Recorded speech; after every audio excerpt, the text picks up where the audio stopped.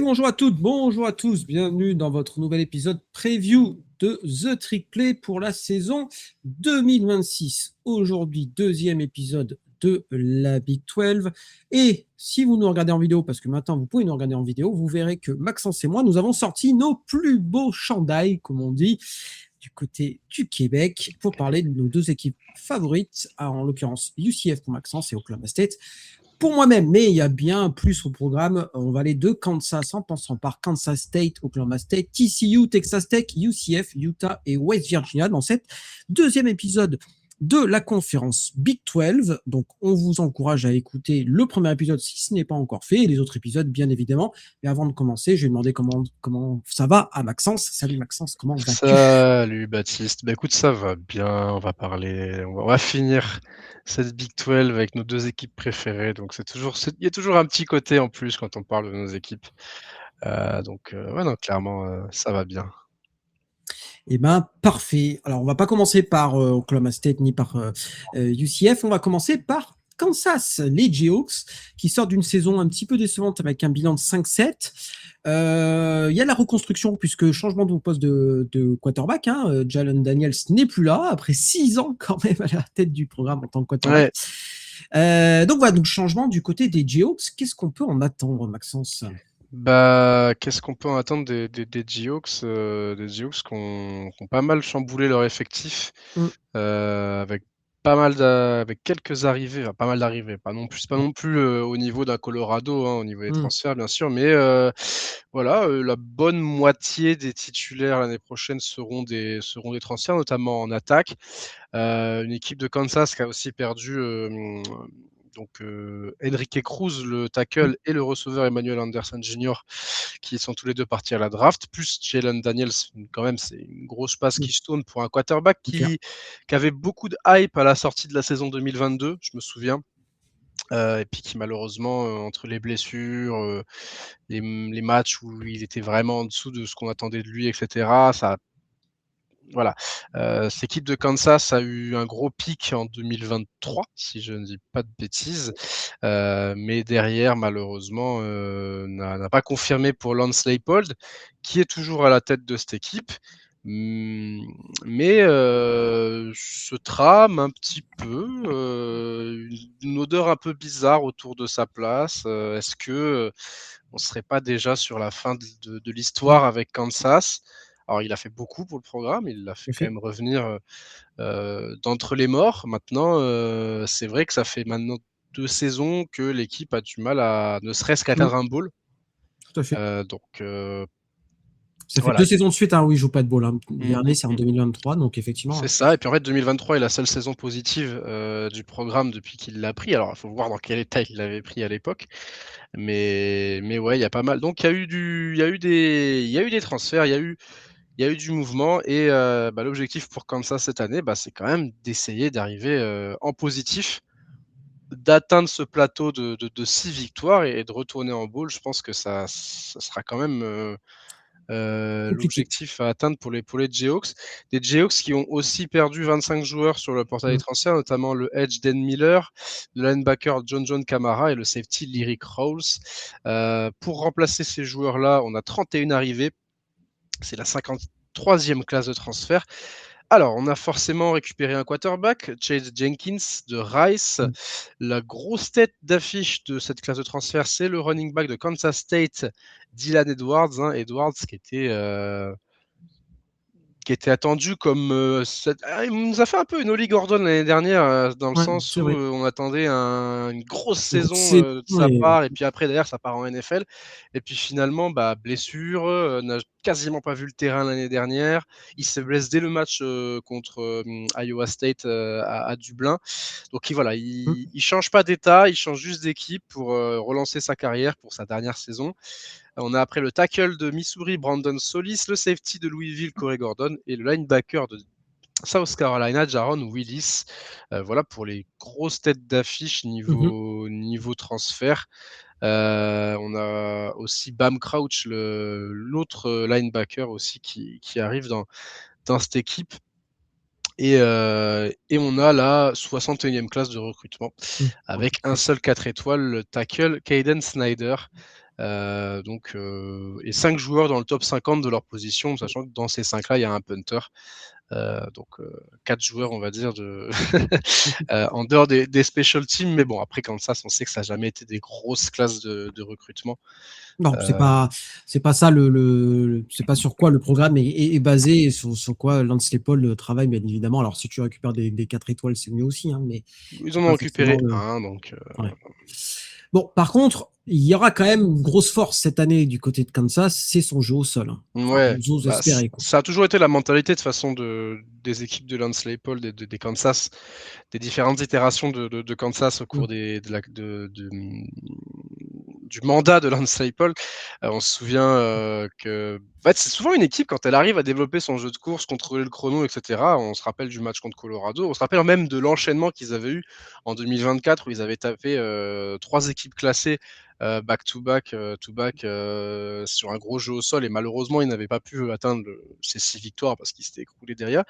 Bon, bah là, on repart sur la même recette avec une ligne offensive renforcée, avec donc 3 transferts en tout, puisque en plus de Brandon Solis, on a Kaysen Carpenter au centre, guard de droit, on a Connor Stroh, et puis au côté gauche, on a Kelvin Clements et Amir Herring Qui était là. qui étaient là l'année dernière Mhm. et qui reviennent. Et puis au niveau du backfield, Dylan Edwards, puis on va aussi penser aux 2 autres Mhm. transferts, Yacine Willis et Jalen Mhm. Dupré. Donc on a complètement changé la room de running back. Clairement, on a une équipe de Kansas qui a une O-line intéressante, qui a un groupe de running back très intéressant aussi. Mhm. On sait que ça va passer au sol parce que du côté des Ah bah, receveurs, mhm. il y a un peu Il y a un moins peu de qualité. il y a un peu moins de qualité, ouais, ça c'est sûr. Mmh. Et donc voilà, c'est une équipe. De toute façon, l'identité de cette équipe, de cette GO, que ça Mhm. toujours, tu vois, même Jalen Daniels, c'était un Mhm. QB double menace. Mhm. Il était derrière, c'était qui leur running back? Mais c'était pareil, leur running back, il avait le même blast quasiment. Que je me. Comme je t'ai dit, je fais des resets assez vite sur les noms de Ouais, mais joueurs. je pense qu'on fait tous des resets assez vite parce qu'il y a tellement de. Et puis j'ai peu regardé Oui, Kansas l'année dernière, pour être tout à fait honnête. ah oui, Devin Neal, pardon, c'était Devin Neal. C'était Devin Devin Neal Neal. Ah oui, Devin l'année Neal, dernière effectivement. qui était aussi. Voilà. Donc, la recette qui marche un peu avec cette équipe de Kansas, c'est peut-être aussi un QB capable de courir et un gros running back. Mhm. Je pense qu'avec Dylan Edwards, qui est c'est un peu un Mikey Hughes, tu vois, on en avait parlé avec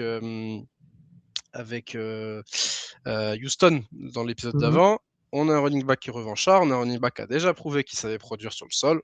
Tout à fait. Maintenant, vas-y, Et puis on va lâcher les t'as chevaux. un backup sympa, hein. Ouais. Yacine Willis, c'était le meilleur coureur de Syracuse l'année dernière, hein, avec seulement entre guillemets un peu moins de 600 yards. Mais bon, voilà, théoriquement, t'as un one-two punch qui va être intéressant derrière une ligne qui devrait fonctionner correctement. Donc déjà, allez, on va dire un ingrédient pour un succès au moins offensif. Parce que c'est vrai que la grosse faiblesse, et on va être obligé d'en parler, c'est le poste de quarterback où il y a quand Ouais. même. Alors, déjà, on ne sait pas qui est quarterback titulaire Non. à l'heure où on enregistre.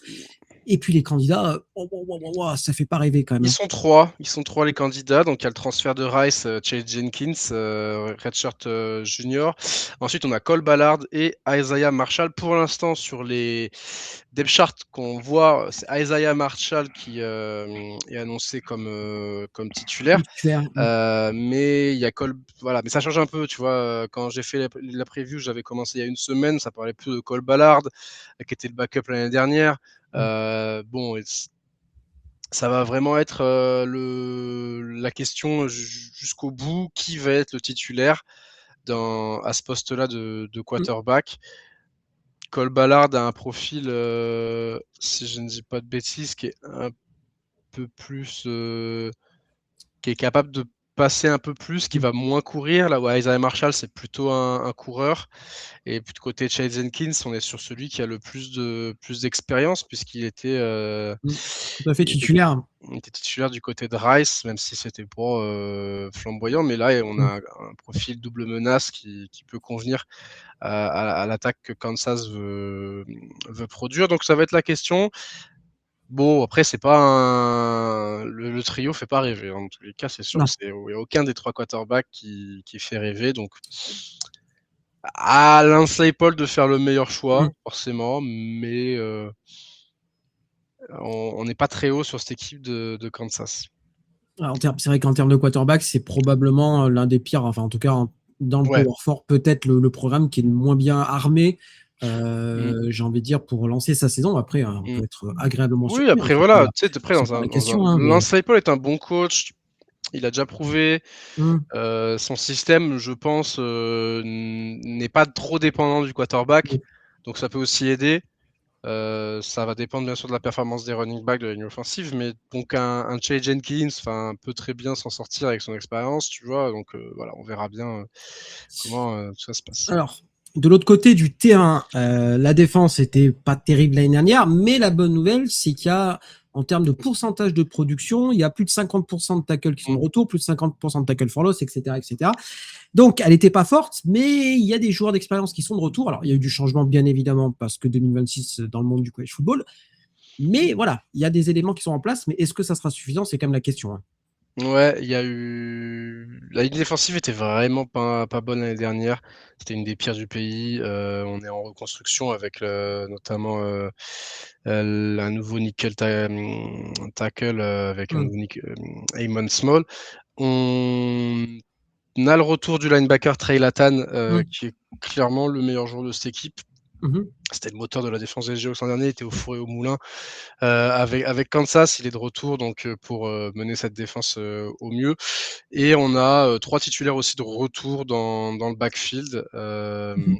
Donc une équipe de Kansas qui n'était pas incroyable l'année dernière en défense, mais qui a au moins le mérite d'avoir plusieurs mecs de retour qui, donc, une année de plus, un camp d'entraînement de plus, pour montrer tous les progrès qu'ils auront fait du côté de. Non, c'est pas Manhattan. Manhattan, c'est c'est Kansas State. Kansas State. Lawrence. Lawrence, voilà. Donc, un objectif simple pour les Jayhawks, Ball. retourner en bowl. Voilà. Ouais, Ça, retourner en bowl. Lance Leipold est sur la haute seat. Ça fait 2 ans que son équipe ne progresse plus. C'est stag, trop, c'est trop, c'est trop inconstant. Ça veut voire dire régresse, hein. Voire régresse, voir hein. ça régresse. Tu es capable de taper une équipe classée et la semaine d'après de te faire allumer par une équipe lambda. Ouais, donc Lance Leipold a relevé les standards de Kansas, sauf que maintenant Mmh. Lance Leipold ne parvient même plus à respecter les standards qu'il a installés avec cette équipe. Mmh. Donc peut-être qu'au bout d'un moment, il sera temps de remercier Leipold de son travail et de passer à autre chose. L'objectif va donc clairement être de faire un bilan positif, en tout cas à l'équilibre. Est-ce que, mon cher Baptiste, je te pose la question, est-ce que le calendrier de cette équipe de Kansas peut leur permettre d'y croire à ces fameuses 6 victoires? Là, comme ça, je dirais que non. Je pense qu'on y sera. On va pas y être très loin, mais on devrait pas y être. Alors qu'il y a Long Island University en semaine 1, donc une équipe FCS. Voilà, ça devrait pas trop poser de soucis pour les Jayhawks. Par contre, derrière, il y a la Border War en semaine 2. Alors, Ouais. c'est à domicile, mais c'est contre une équipe des Tigers de Missouri qui est quand même mieux armée de manière globale. On a fait la preview avec Val. Allez l'écouter si vous le souhaitez. Mais voilà, je pense qu'il y a quand même un peu plus de certitude du côté de Mizzou. Derrière, il y a un match sur terrain neutre à Londres contre Arizona State. Là, pareil, ça ne sera pas très simple. Et derrière, en semaine 5, tu as Utah. C'est-à-dire que tu peux commencer très bien ta saison en 2-3. C'est vraiment pas, Mm. ça serait vraiment pas déconnant d'avoir un truc comme ça. Derrière, tu as aussi TCU, tu as BYU. Alors, tu as des matchs qui sont abordables. Hein. Tu as Baylor, tu as UCF, tu as Oklahoma State, tu as West Virginia, où c'est des matchs qui vont contre des équipes qui sont voilà, d'un niveau à peu près équivalent, peut-être un peu plus, mais à peu près équivalent. Mais c'est compliqué de voir. Alors, il y aura 2 victoires contre, je pense, contre Long Island et contre Middle Tennessee. Mm. Et après, il faut trouver 4 autres victoires. Donc peut-être Baylor, ça fait 3. UCF, West Virginia, ça fait 4, tu vois. Et en gratter 2. Mais moi, je vois 5 victoires grand max, voire 4, si ça ouais. ne se met pas. Je vais donner un bilan de 4-8, moi, je pense, pour les Ouais, Chiefs. t'allais dire 5 victoires. Moi, tu vois, j'en vois 4 pour Mm. eux. On est clairement sur une équipe dernier de la fond de la classe dans cette équipe, dans ce. En fait, je pense qu'ils vont avoir un bon running game. Je pense que Jalen Hurts va Mm. faire une bonne saison, mais je pense que ça ne suffira pas parce que lorsqu'il va falloir que le QB play sorte les Seahawks de situation, tu sais, fin de match, tu peux pas forcément te permettre de courir, etc. Je pense que là, on va voir les limitations de cette attaque des Seahawks. J'ai pas l'impression que la défense de Kansas se soit grandement améliorée non plus. Elle s'est stabilisée, mais quand tu vois les chiffres de l'année dernière, c'est pas une bonne nouvelle. Il aurait fallu que ça s'améliore. Donc, ouais, non, cette équipe de Kansas sera pas facile à jouer. Je pense qu'il y aura beaucoup de matchs serrés, mais je pense que les lacunes, notamment dans le jeu de passe, notamment en défense, vont faire qu'ils ne pourront pas toujours remporter la mise sur ce genre de match serré. Et leur début de calendrier peut vite faire tourner la saison dans une ambiance assez morose. On est d'accord là-dessus. On va rester dans une ambiance morose puisqu'on va rester dans le Kansas. On va parler des Wildcats maintenant de Kansas State. Quand on parle de saison décevante l'année dernière, alors là, c'était quand même le cas. Alors, ça a éreinté Chris Kleiman, l'entraîneur en chef, qui a décidé de claquer la porte. Je pense que voilà, c'est quelqu'un qui venait de FCS, North Dakota State. Il avait beaucoup gagné. Le football universitaire, il l'a changé. Je pense que c'était énormément stressant pour lui. Donc, il a décidé. De toute façon, les premiers signes étaient là. Il y avait des grosses rumeurs qui ont circulé même avant le début de la saison. Pas de bol, ou heureusement, pardon, plutôt dans l'autre sens, pour Kansas State, il y avait Colin Klein qui était dispo, coordinateur offensif de Texas A&M, ancien joueur du cru, ancien quarterback des Wildcats, et il est de retour dans son amateur en tant que poste de head coach. Donc c'est plutôt une bonne pioche, parce que voilà, il a fait du bon taf, on va dire, on va qualifier de bon taf du côté de Texas A&M, sans que ça soit dingo. En tout cas, c'était pas dingo, mais c'était quand même intéressant. Tu vois. Ouais, je suis un peu. En fait, la fin de saison de Texas A&M nous a laissé amer parce que défaite contre Texas, puis derrière ça perd contre Miami, mais offensivement, c'était une équipe qui était très agréable. Enfin, moi, j'ai bien aimé regarder les matchs des Aggies l'année dernière. Donc, Will Klein, c'est une bonne. On sait jamais. Avec ces coachs qui arrivent dans leur alma mater, ça peut faire une Kenny Dillingham à Arizona State ou une Scott Frost à Nebraska. Tu vois. C'est ça.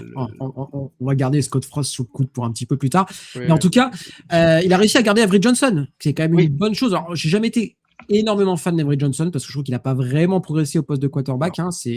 C'est un senior maintenant, mais en tout cas, il y a des éléments qui sont là. Bon, fais-nous une petite revue d'effectifs, Maxence, de cette équipe des Wildcats. Alors, déjà, cette équipe de Kansas State l'année dernière était dans les favorites de la Big 12 pour une raison. Énormément de starters étaient de retour. Comme quoi, le fameux truc de il y a plein de starters qui reviennent, c'est pas toujours une vérité absolue. Et c'est une équipe dont la saison a déraillé dès le match contre Iowa State à Dublin. C'est une équipe qui a fini à l'équilibre en 6-6, qui n'est même pas allée en bowl, vu le bilan. Je crois qu'ils en ont juste eu marre. Et qui a perdu son running back 1 dès le premier match, etc. Donc il y a eu beaucoup de choses qui ont déraillé dans cette équipe-là. Et forcément, qui dit l'année dernière beaucoup de starters qui étaient de retour, dit que forcément il y a beaucoup de mecs qui ne sont pas de retour cette année, puisque c'était leur année senior l'année dernière. Donc on a quand même pas mal de joueurs qui sont partis à la draft, avec Sam Hecht et VJ Payne. Donc le Payne, le safety, et Edge, l'intérieur O-line. Au niveau des transferts, on a dans les noms un peu lourds qui sont partis, on a le linebacker Austin Romain qui est parti à Texas Tech, le receveur Jess Brown qui part à LSU. Donc quand tu as un receveur qui part en transfert à LSU, c'est quand même que tu avais un mec qui normalement avait du potentiel. Le safety Colby McAllister qui part à Baylor. Et puis on en parlait, Dylan Edwards, qui finalement ne prendra pas sa revanche sous le maillot des Wildcats, mais dans l'autre équipe de l'État, puisqu'il est parti aux Jayhawks, comme on l'a dit il y a quelques minutes. Donc on a on a en tout 32 joueurs quand même qui sont partis, mais on a 27 joueurs qui viennent d'arriver sur le portail. Alors est-ce qu'on a des joueurs, j'ai pas trop regardé, mais il y a pas de joueurs qui arrivent de Texas A&M pour le coup. Je pense que c'est plus facile. Il y a un receveur, je crois, Isaiah Williams. Ah oui, c'est ça, Isaiah Williams, effectivement. Il y a juste un joueur, Isaiah Williams, qui arrive de Texas A&M, mais après le reste, voilà, c'est des transferts qui arrivent d'ailleurs. 45e classe de transfert avec donc notamment, et ça c'est je pense la grosse pioche, c'est le edge de Oklahoma State, Wendell Gregory. Ça c'est quand même une très belle pioche. On a 2 receveurs, donc Williams de Texas A&M et Joshua Manning de Missouri, donc 2 receveurs estampillés ACC. On a aussi un autre joueur d'Oklahoma State, le running back Rodney Fields Jr. Et le safety très en vue du côté de la MAC à Miami, Ohio, c'était Coy Beasley. Donc une classe de transfert Intéressante intéressante, quand même. intéressante. Qui on a aussi le safety Adrian Maddox, Caleb Patterson aussi en cornerback. On a notamment en défense, on est allé chercher pas mal de gens. En gros, on est allé receveur, ligne offensive et la moitié de la défense qui a été ciblée dans ce portail des transferts. Parce que bah voilà, Colin Klein a réussi à garder, comme j'ai dit, Avery Johnson. Alors, c'était plus simple pour lui parce qu'avant d'être cordeau offensif à Texas A&M, il était cordeau offensif aussi du côté de Kansas State, Ouais. et qu'il avait recruté en sortie du lycée. Donc c'est un petit peu plus simple, mais toujours qu'il a réussi à le faire et que bah, il y aura quand même un duo quarterback running back numéro 1 qui va être intéressant, hein, ça, parce que même s'il y a eu Dylan Edwards est parti, on l'a mentionné, il y a Joe Jackson en running back numéro 1. Et c'était lui qui a été le principal running back l'année dernière avec la blessure de Dylan Edwards et qui a fait du bon taf. Donc ça, c'est plutôt bien. Ouais, Joe Jackson, effectivement, qui est de retour. Donc on a un bon backfield. Avery Johnson, on va pas se cacher, c'est un quarterback moyen, mais c'est un quarterback vétéran. On sait la valeur que ça a dans le college football. Je pense que si tu le drives bien, si tu lui donnes pas trop de responsabilités sur le jeu, enfin, tu vois, genre, tu lui demandes pas de balancer trop loin sur le jeu de passe, d'avoir un jeu court, assez inventif, des RPO, des choses comme ça. Je pense que c'est un joueur qui, voilà, pourra mener sa barque. Maintenant, je pense qu'il a cramé son stock pour la NFL. C'est un joueur qui, je ne le vois pas être drafté, tu vois, à l'heure actuelle. Autant, tu vois, au début de la saison 2025, on pouvait se dire, ah là là, s'il confirme, s'il montre ses progrès, etc. Sauf qu'il l'a pas montré. Il y a toujours les mêmes problèmes avec ce joueur. Maintenant, sa ligne offensive a été pas mal reconstruite. On a changé le centre avec 3 nouveaux titulaires. Il a un bon running back. Il a un groupe de receveurs qui a été bien renforcé parce qu'il y a aussi eu l'arrivée du meilleur receveur de JUCO, d'Eric Siley Jr., qui donc peut avoir un impact immédiat. Ça, rappelle-toi ce qu'on disait sur les joueurs qui arrivent de JUCO, ce sont des gars qui sont déjà prêts physiquement, qui arrivent d'ailleurs de Hutchinson Community College, donc pas très loin, quoi. Pas très loin. Parce qu'on sait que le Kansas, c'est une terre de JUCO. Tout à fait. Qui connaissent un peu la JUCO via Last Chance U notamment, qui avait fait 2 saisons là-bas. On sait que ça fait partie avec le Mississippi des gros viviers, et la Californie aussi, des gros viviers dans le JUCO. Il y a aussi, ça faut le noter, leur 4 étoiles, tight end Lonson McGraw, qui peut-être voir un petit peu le terrain dès cette année. Enfin voilà, il y a quand même, je trouve, une équipe intéressante, il y a de la qualité. Il faudra voir l'identité offensive que Colin Klein voudra donner à son équipe. Avery Johnson n'est pas Marcel Reed. Les receveurs ne sont pas les Mario Craver, Casey Conception et compagnie, parce que je trouvais que l'équipe de Texas A&M avait des joueurs vraiment très intéressants au skill position. Mais au niveau Big 12, je suis plutôt confiant pour cette équipe de Kansas State, honnêtement. Je suis vraiment très confiant. Ils ont également un des meilleurs cornerbacks de la conférence, Jason Rice, Rich, au niveau de la défense qui est de retour. Donc ça, c'est quand même un point important pour une défense qui a pas mal amélioré son pass rush, qui a provoqué beaucoup de turnover l'année dernière, qui doit juste s'améliorer contre la défense contre la course, mais qui a beaucoup de choses à montrer. Je pense que Wendell Gregory aussi, c'est une excellente pioche au poste de edge. Tu l'as vu jouer chez toi. C'était notre meilleur joueur l'année dernière. Hein, voilà, donc cette équipe de Kansas State, je pense, a fait la off-season qu'il fallait pour revenir dans la discussion pour la finale de conférence. Ok. Bah mine de rien, t'es quand même assez confiant. En fait, moi, confiant. Mais l'année dernière, j'étais très confiant. Donc je vais me faire encore avoir, mais tant pis. Mais ouais, vas-y, Baptiste. Non, moi je partage pas forcément un optimisme exacerbé. Alors je pense que ça sera une bonne équipe, mais je pense qu'il manque encore quelque chose.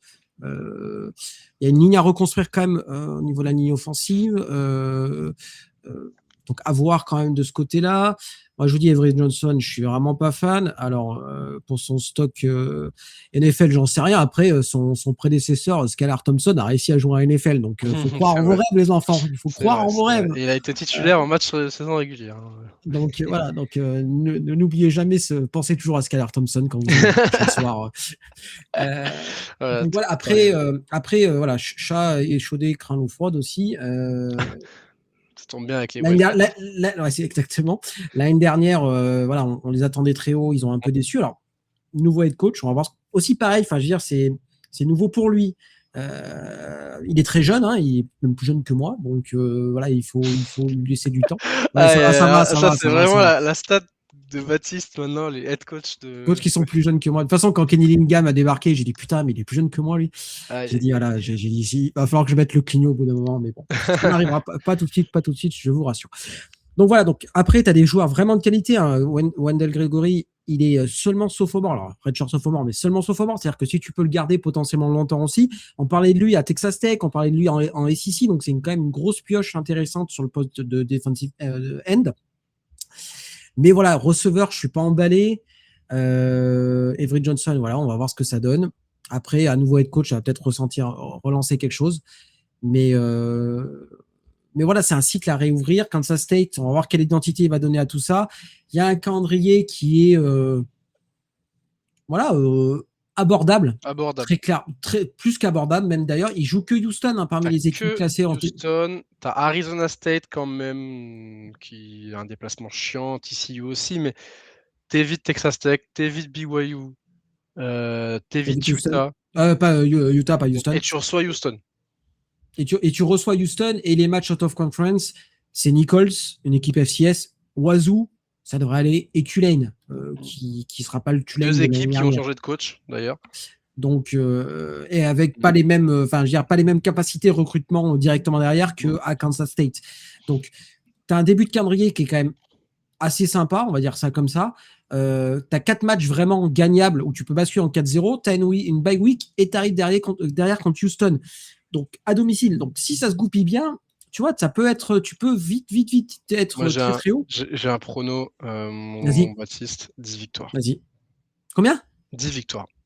Ah ouais. Oh, ça, c'est très très haut. Alors là, il fait beaucoup plus chaud aujourd'hui. Je retombe dans la hype Kansas State, je sais pas pourquoi. 9-10. 9-10, pour moi, c'est une équipe qui va basculer à 9 ou 10 victoires dans cette saison. Ça perd contre Houston et ça paume un match entre Arizona State et TCU. Mais tout le reste, ça remporte et tu verras que c'est pas si déconnant, honnêtement. Non, mais au vu du calendrier, c'est pas déconnant du tout, voilà. Qu'on soit très clair. Mais je vais être un petit peu moins optimiste que toi. Je vais dire, je vais pas être trop pessimiste non plus, mais je vais dire 8-4 moi. Je vais dire 8-4 avec des. Pas non plus. Non, avec défaite à Houston, Arizona State, Oklahoma State, histoire d'être un peu homer, et TCU. Voilà, pour moi, à mon avis, les quatre défaites sur le chemin de la saison. Mais ce qui sera déjà une bonne première saison pour Colin Klein. L'objectif de Kansas State, voilà, c'est de remonter dans le premier paquet des meilleures équipes de la Big 12. C'est de développer une attaque plus versatile, réussir à développer le jeu de passe d'Avery Johnson sans trop lâcher la laisse, hein, faut pas non plus le laisser en faire n'importe quoi, mais voilà. Puis côté Avery Johnson, c'est le facteur X. Est-ce que on parle d'un quarterback qui va être bench au cours de la saison parce qu'en fait c'est plus possible, il est complètement perdu, ou est-ce que c'est un quarterback qui va relever la tête et qui va montrer que les espoirs placés en lui après la saison 2024 n'étaient pas du flanc. Tout à fait. Et ben, parfait. On va pouvoir passer à la première dose de copium de cet épisode. On va parler d'Oklahoma State, bien évidemment. Je vais pas vous faire l'affront de vous parler de la saison 2025. Une seule victoire contre Tennessee Martin, ce togre de FCS, une victoire 27-7, une domination de tous les instants. 27-7 en plus. Une masterclass permanente. Avant la débâcle, 11 défaites de suite, une fessée. Vraiment, j'ai presque eu honte contre Oregon. C'est-à-dire que c'était pas le même sport. Le match contre Oregon, c'était pas le même sport. 69-3. Et je pense qu'ils auraient pu nous en caler sans aucun problème. Derrière, une défaite contre Tulsa, la honte totale, à domicile en plus. Oui, c'est vrai que ça perd contre Tulsa, putain. Avec seulement 12 points marqués, Mike Gundy viré, et derrière, une fin de saison un peu en roue libre. Alors, il y a eu parfois des bonnes choses. Contre Texas Tech, malgré la défaite 42-0, j'ai pas trouvé ça trop pourri. Contre UCF, on passe pas loin de la victoire. Non, le match était serré. Sur la fin de saison, c'était mieux. Ah bon, alors, on s'en fout parce qu'il n'y a plus personne, ou quasiment plus personne. Alors, je ne vais pas vous faire pareil, une liste à la Prévert des joueurs qui sont partis, qu'on soit très clair. Il y a une grosse perte, on l'a mentionné juste avant, c'est Wendell Gregory, l'Edge, qui est parti à Kansas State. Lui, pour le coup, c'est une grosse perte parce que c'était un joueur vraiment. Il était freshman. C'était un gros plaqueur, un gros moteur, un gros physique, et je l'aurais bien gardé, quoi, tout simplement. Mais voilà, il a décidé de partir un petit peu plus loin. Mais il y a quand même une arrivée massive sur le portail des transferts. Alors, je ne sais plus le total, mais c'est un truc de fou furieux. Arrivé, tu fais le signe du mean green de North Texas, puisque Rick Morris, le head coach de North Texas, est arrivé, et dans ses valises, il a ramené son quarterback, son running back, une partie de sa ligne offensive et son receveur numéro 1. Donc voilà, de ce côté-là. Il y avait une équipe qui était ultra plaisante à regarder l'année dernière dans le groupe of 5, c'était North Texas. North Texas qui a été exceptionnel offensivement avec ce trio qui était incroyable. Les 3 joueurs ont produit à un niveau élite. Et Oklahoma State devient North Texas, c'est pas une blague. Nouveau coach, et quasiment la moitié des titulaires viennent de North Texas, non, Baptiste? Alors, en attaque, effectivement, il y aura pas mal de joueurs. De toute façon, QB1, running back 1 et receveur potentiellement numéro 1, c'est North Texas. On a quelques membres de la ligne aussi qui sont North Texas. Donc voilà, donc ça, c'est les 2 cordeaux arrivent. Alors, c'est positif d'un côté parce que l'attaque a très bien fonctionné, mais c'est un peu moins positif, et je pense que ça sera le point vraiment faible de cette année à Oklahoma State, c'est la défense. C'est Skyler Cassidy qui était donc cordeau défensif de North Texas qui arrive. La défense de North Texas, tu peux en parler, l'année dernière, c'était quand même les matchs étaient dingos parce que c'était des scores. C'était le match contre South Florida où le score était monté tellement haut. À North Texas, on s'ennuyait pas l'année dernière. On avait une attaque de feu et une défense qui était un peu porte ouverte, quoi, clairement. Donc voilà, donc du côté des points positifs, c'est très clair, on aura l'un des meilleurs quarterbacks de tout college football. Alors, sur le papier, je vais mettre un peu de pincette quand même dans ce que je vais dire, parce que Drew Mestemaker, donc une saison à plus de 4 milliards, enfin bref, une dinguerie l'année dernière. Ça sera la saison de la confirmation. Je l'ai dit plusieurs fois, attention à la saison de confirmation, qui est dans un autre environnement. Alors, North Texas, Stillwater, Denton, Stillwater, c'est pas très loin. Tu n'es pas dans un environnement avec trop de pression, mais attention, quand tu as attendu, tu n'es pas dans la même position. Donc, attention, il faut confirmer dans un autre environnement, contre d'autres adversaires, avec la pancarte aussi. Il aura une pancarte, ce mec, d'un des meilleurs quarterbacks. Donc, je pense qu'il y aura beaucoup de défenses qui voudront un peu avoir sa peau. Mais il aura les armes autour de lui. Caleb Hawkins, le running back, un running back de l'Oklahoma, un true freshman l'année dernière qui a fait une saison absolument extraordinaire aussi du côté de Texas. C'était leur meilleur joueur.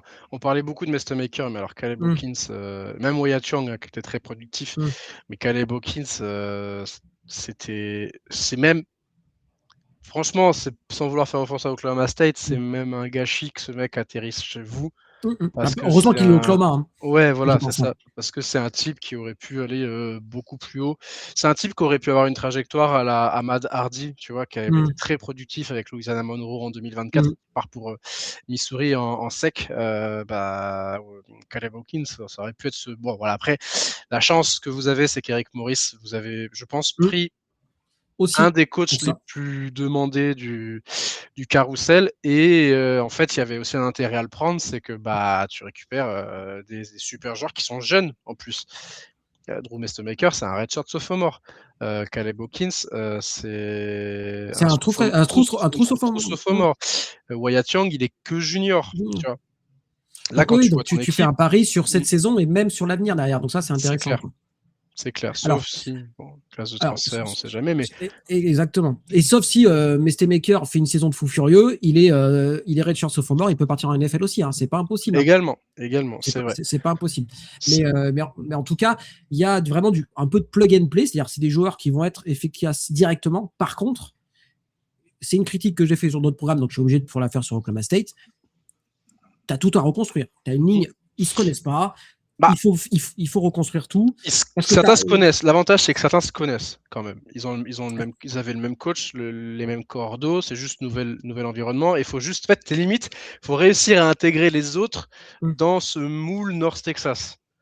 Il y a ce moule North Texas, mais c'est vrai qu'il y a d'autres additions. Je pense à Jacob Sexton, qui est un ancien joueur d'Oklahoma, qui vient d'Oklahoma. C'est un senior, donc beaucoup d'expérience. C'est un joueur de l'Oklahoma que je voulais recruter en sortie du lycée et donc qui est arrivé 4 ans plus tard, mais tant pis, il est là. Donc un joueur qui a l'expérience, c'était quand même des grosses facs. Hein. Oklahoma, on peut chier dessus. Moi le premier, mais en tout cas, il y a quand même, tu joues en sec, donc voilà. Et avec l'insouciance et un petit peu on va dire ce côté gagnant, et tu sais comment gagner qu'ont les joueurs de North Texas. Donc ça peut être un petit peu un mix intéressant à voir. En tout cas, cette attaque, elle va être super fun, je pense. Il y a des cibles. Hein. On a parlé de Wyatt Young, mais il y a aussi Chris Barnes qui arrive de Wake Forest, qui devrait être assez sympa à avoir joué aussi. Il y a un corps de receveur qui devrait être assez cool. Pas de tight end, on va voir ce que ça va donner, mais il y a, d'après les échos que j'ai eus sur les entraînements les fall camp, c'est plutôt bien aussi. Donc on devra avoir une attaque. Franchement, battez Oklahoma State cette année. Hein. Vraiment, je pense que je dis pas ça parce que c'est mon programme, etc. Mais je pense que vous vous souvenez de la Big Ten, la Big 12 pendant les années 2014, 2015, 2000, où ça finissait en 60, 70, etc. Je pense qu'Oklahoma State cette année, ça devrait être comme ça. Parce que autant offensivement, ça va être la folie, autant défensivement, je pense que ça va être un petit peu plus compliqué, notamment sur la ligne, notamment à l'intérieur de la ligne, où ça manque peut-être un peu de gabarit. Donc, il y aura des bons joueurs. Je pense à Ethan Vestowski, le linebacker qui arrive de North Texas et qui a fait une saison pareille de fou furieux. Enfin, en tout cas, au niveau des plaquages, c'est un gros moteur. Il y a le retour de Ladanian Fields, qui est le seul titulaire de retour de l'année dernière au poste de corner, qui apportera de l'expérience. Mais je me fais un petit peu. Il y a Mo Horn qui arrive de Texas Tech aussi, pareil, c'est un joueur que j'aimais bien à la sortie de high school et que j'aurais bien aimé avoir, mais voilà, qui a attendu un peu avant de venir. Mais c'est la ligne qui me fait un petit peu peur, pour être tout à fait honnête. Voilà. C'est là où ça sera mes gros. Voilà.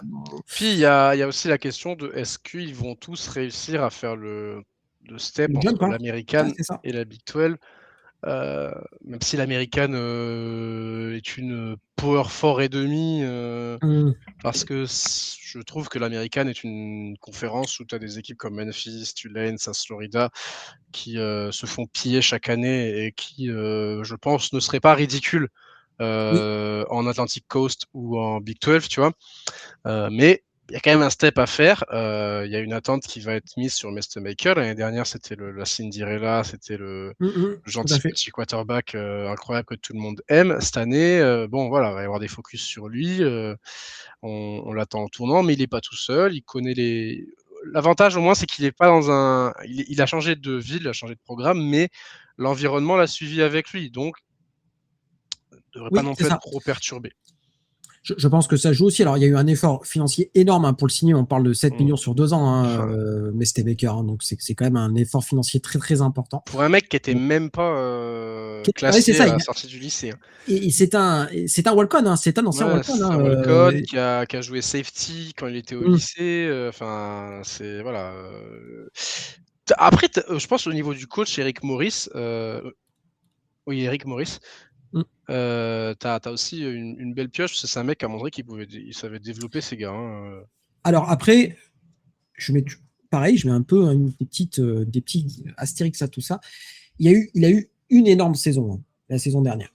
Voilà. Le reste, c'était moyen, etc., etc. Donc à voir ce que ça donne, mais il y a un packaging intéressant. De toute façon, on a bien vu les programmes, ils sont allés recruter des entraîneurs où tu avais souvent le packaging avec le quarterback qui le ramène, etc. On a parlé d'Alex Golesh du côté d'Auburn, c'était à peu près ça aussi. Donc voilà. Mais bon, je pense que c'est difficile d'être pas excité quand même par ce qui se passe. Ouais, c'est ça. C'est une des équipes les plus excitantes de la Big 12 dans le sens où on a hâte de voir ce que ça donne. Et autant il y a des équipes où il y a eu masse transfert et on va dire, il y a beaucoup de trucs, il faut créer une synergie, etc. Là, quand même, on part d'un peu moins loin en termes de synergie, même si pas que des mecs de North Texas. Mais voilà, qu'est-ce que ça va donner cette saison d'Oklahoma State? Est-ce qu'on. Bon, normalement, on retourne pas en 1-11. Si on retourne à 1-11, c'est qu'il y a eu un problème quelque part. Alors, on peut finir à 1-11 en battant Oregon, si tu veux, pour faire chier les Ducks du programme. Ça me ferait rire. Mais non, blague à part, il y a un calendrier qui est quand même relativement abordable en Big 12. Il n'y a pas BYU, il n'y a pas Utah. Alors, il y a eu Houston et Texas Tech, tu ne peux pas tous les éviter. Mais il y a un match, moi, que j'attends beaucoup, c'est le match contre Oregon en semaine 2, parce qu'en fait, ça va... Alors, j'attends pas de gagner. Qu'on soit très clair, c'est pas ça. Tu vas le mettre à côté du match de l'année dernière et tu vas voir la progression. Enfin, t'espères que tu verras de la progression. On espère qu'on verra de la progression, on espère marquer un peu de points, on espère pourquoi pas un peu les emmerder, les Ducks, ça sera pas perdu. T'auras Kevin et Robin la semaine avant le match qui vont pas arrêter de dire putain, je sens qu'on va perdre. Alors que bon, c'est bon, la fausse modestie. On les connaît. Mais il me fait stresser ce match-là. Exactement. Oh non, notre running back numéro 1 est blessé, on va devoir jouer encore avec des mecs qu'on a payé je ne sais combien la saison au poste de running back, c'est compliqué. On sait comment ils sont. Tant qu'ils resteront à ça comme titre national, je pense que ça sera à tout jamais des gros stressés de la vie, nos Ducks favoris. Ouais. Donc, on a un début. T'as 2 revanches à prendre. T'as 2 revanches à prendre d'entrée de saison.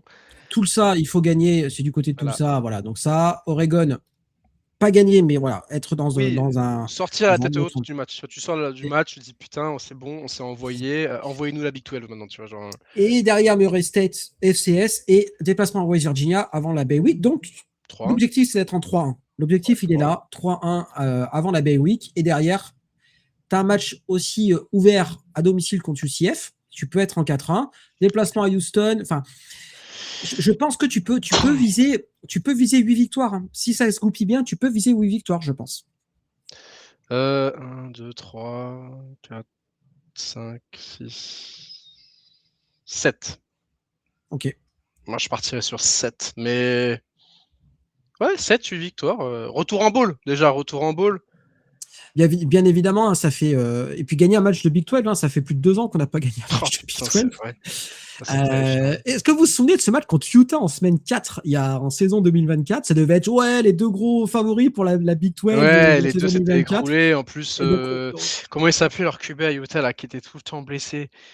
Le college football, c'est terrible parce que il y a tellement de joueurs. Cameron Rising. C'était Cam Rising. Cam Rising qui était blessé, je crois, et du coup, ils n'ont pas fait jouer le frère Wilson. Si, Isaac Wilson a effectivement joué. Enfin bref, c'était. Le college football, on ne peut pas avoir Alzheimer avec le college football, on est obligé d'aller chercher dans les. Donc voilà, donc moi je vais donner un bilan de 8-4 pour mes Cowboys. Moi je pars sur un bilan de 7-5 et ça sera déjà et une belle attaque. Une belle attaque. En fait, j'ai envie de me mettre devant des matchs d'Oklahoma State. Eh ben ça tombe bien puisque voilà, avec on le répète, mais le college football sera hyper facilement accessible cette année en France. Disney+, vous aurez tous les matchs de la SEC, une partie des matchs de la SEC, une partie des matchs de la Big 12, enfin tous les matchs de une partie parce qu'il y en a certains qui sont avec la CW et machin, donc je sais pas trop comment ça va se grouper. Et les playoffs. Donc bref, Disney+, à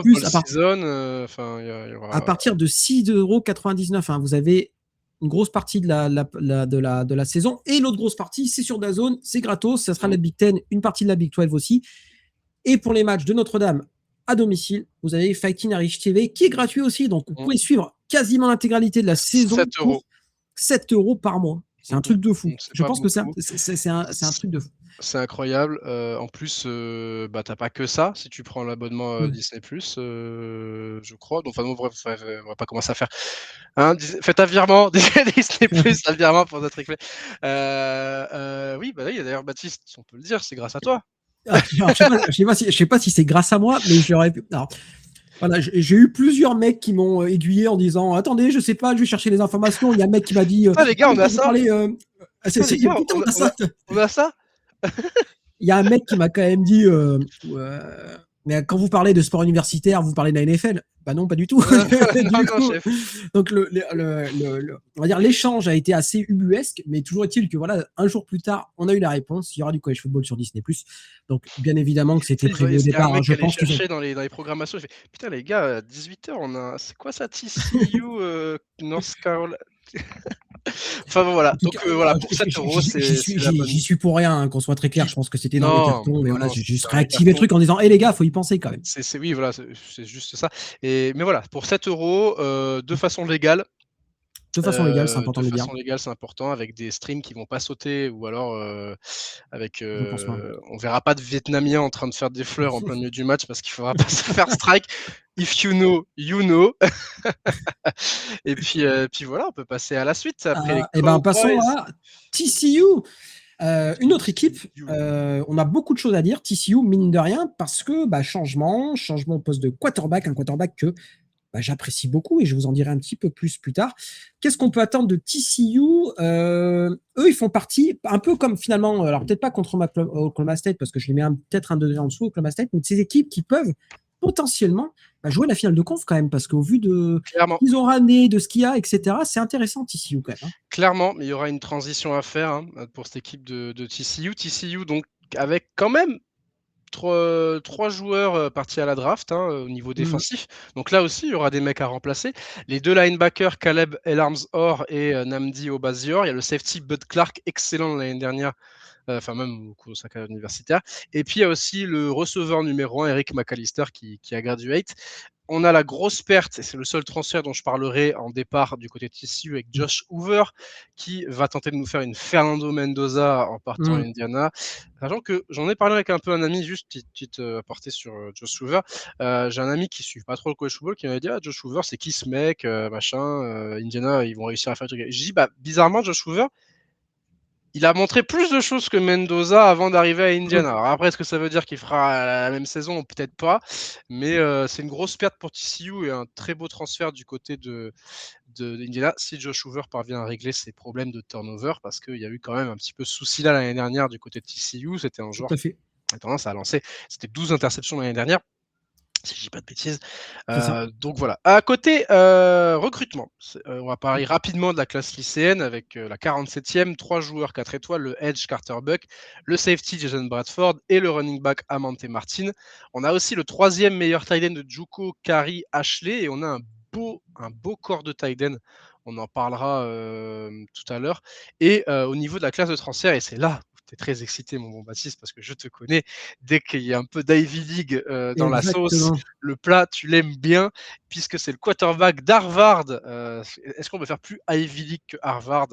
Compliqué. Je ne pense pas, puisqu'on a Jaden Craig, l'excellent quarterback d'Harvard. Excellent. Tu pourras nous en parler en long, en large et en travers, puisque tu es le seul. D'ailleurs, il faut que tu demandes à Disney+, ils n'ont pas les droits de l'Ivy League. Potentiellement, parce que comme je pense qu'ils auront les droits ESPN+, en fait, et comme tous les matchs passent sur ESPN, je pense qu'on va vraiment sur Disney+, on va vraiment manger Gucci, vraiment.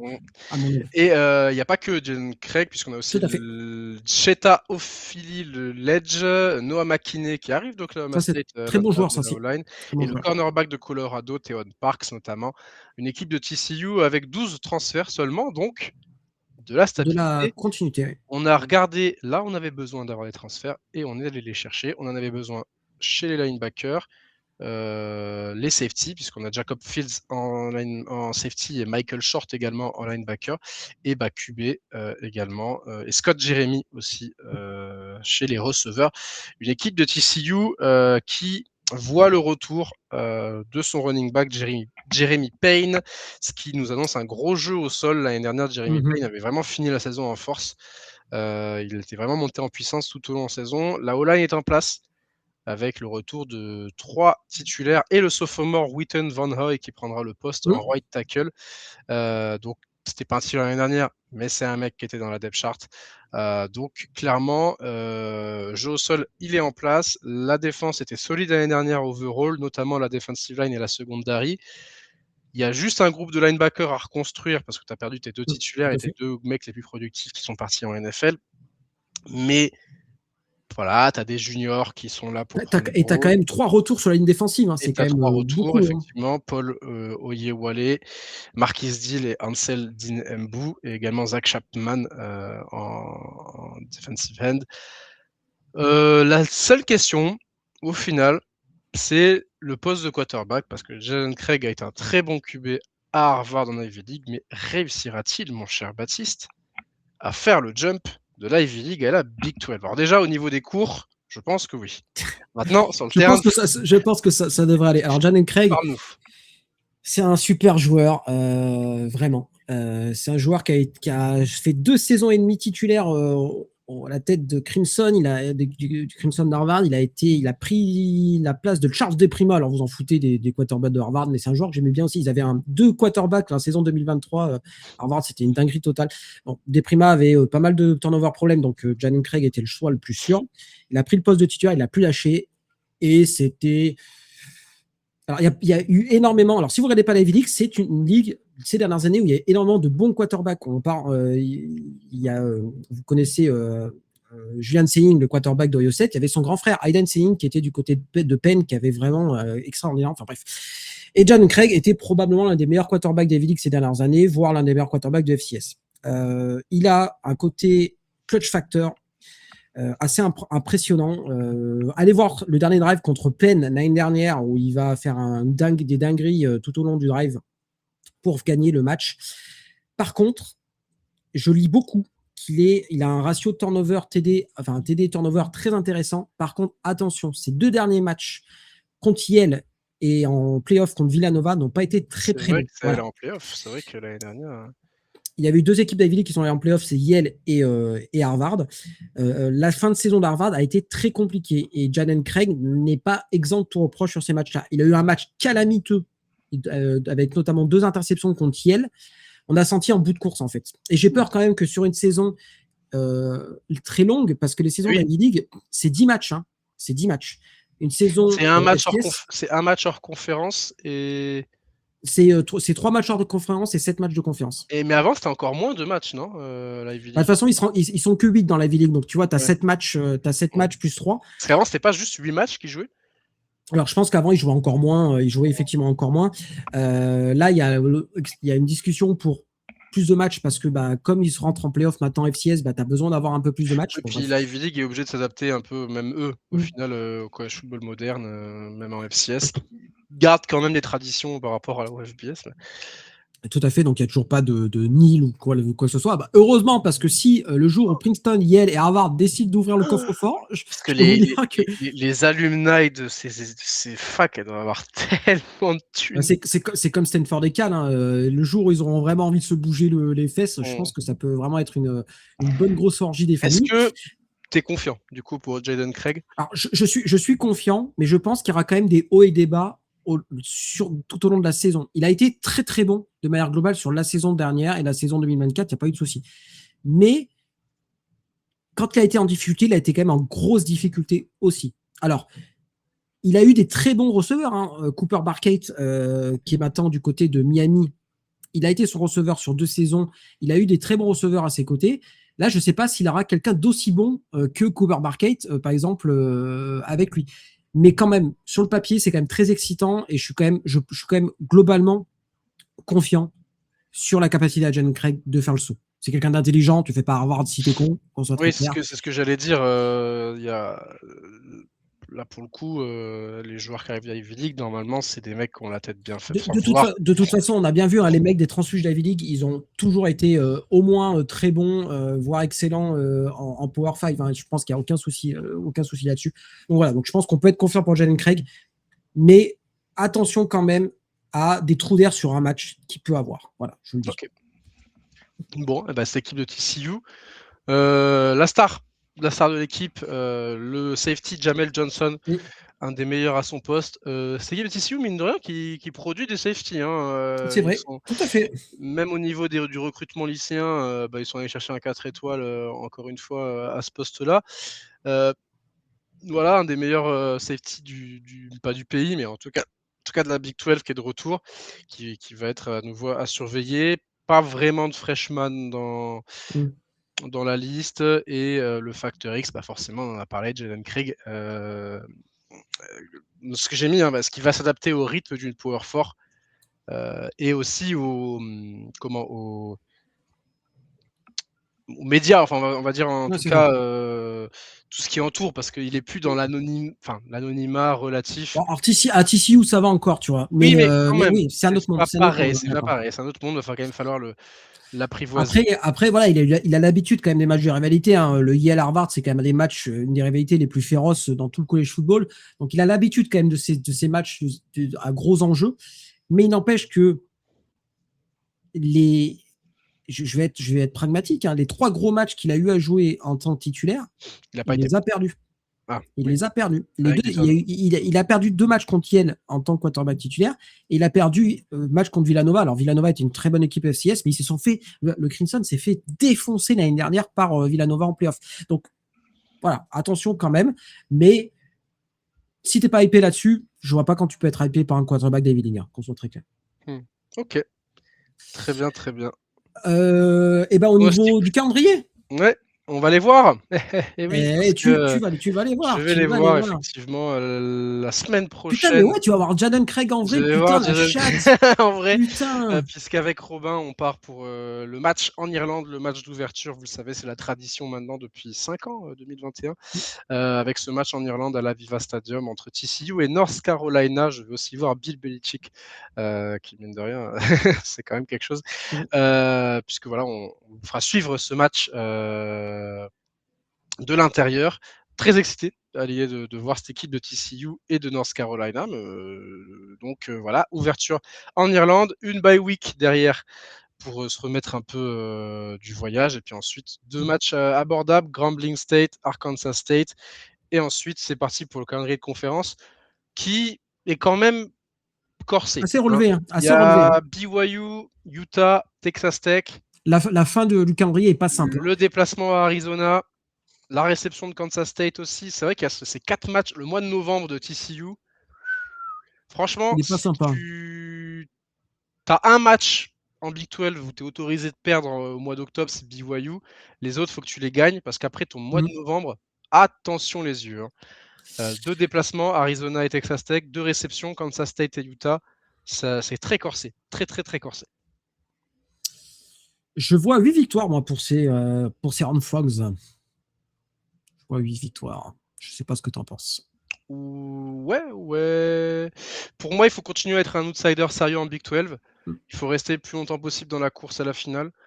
C'est l'objectif de cette équipe de TCU. Mais je crois que la fin de calendrier est un peu relevée et je pense qu'on verra les limites. Il faut être à 1, 2, 3, 4, 5, 6.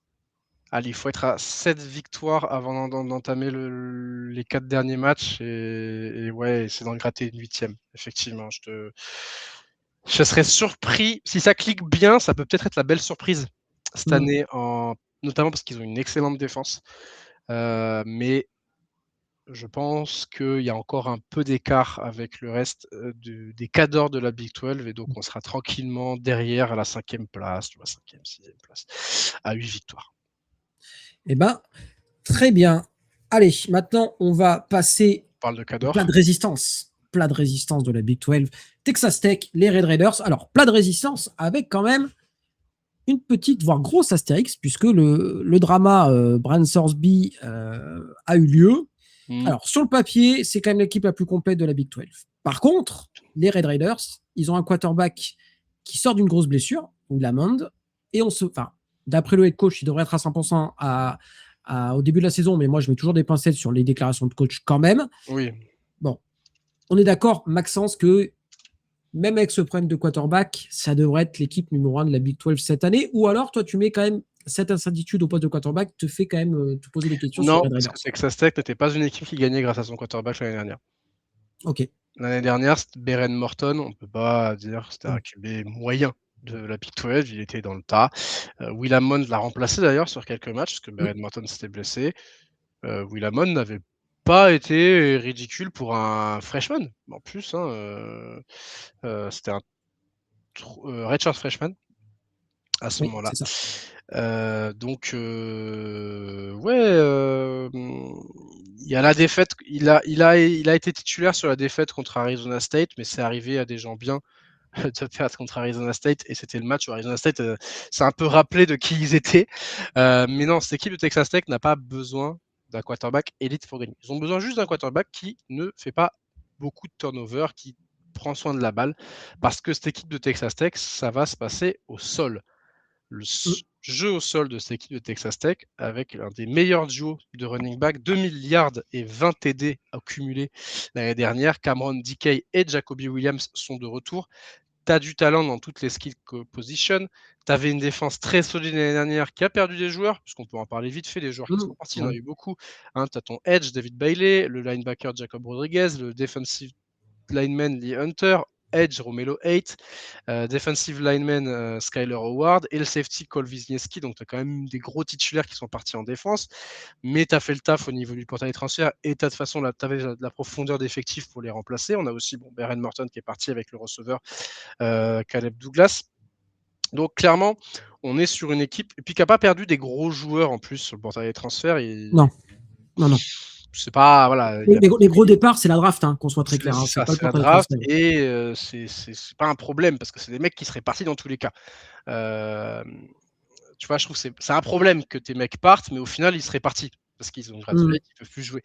Tu as réussi à garder tes joueurs intéressants, tu as gardé tes running backs, tu as gardé. Donc, tu as quand même pas mal de.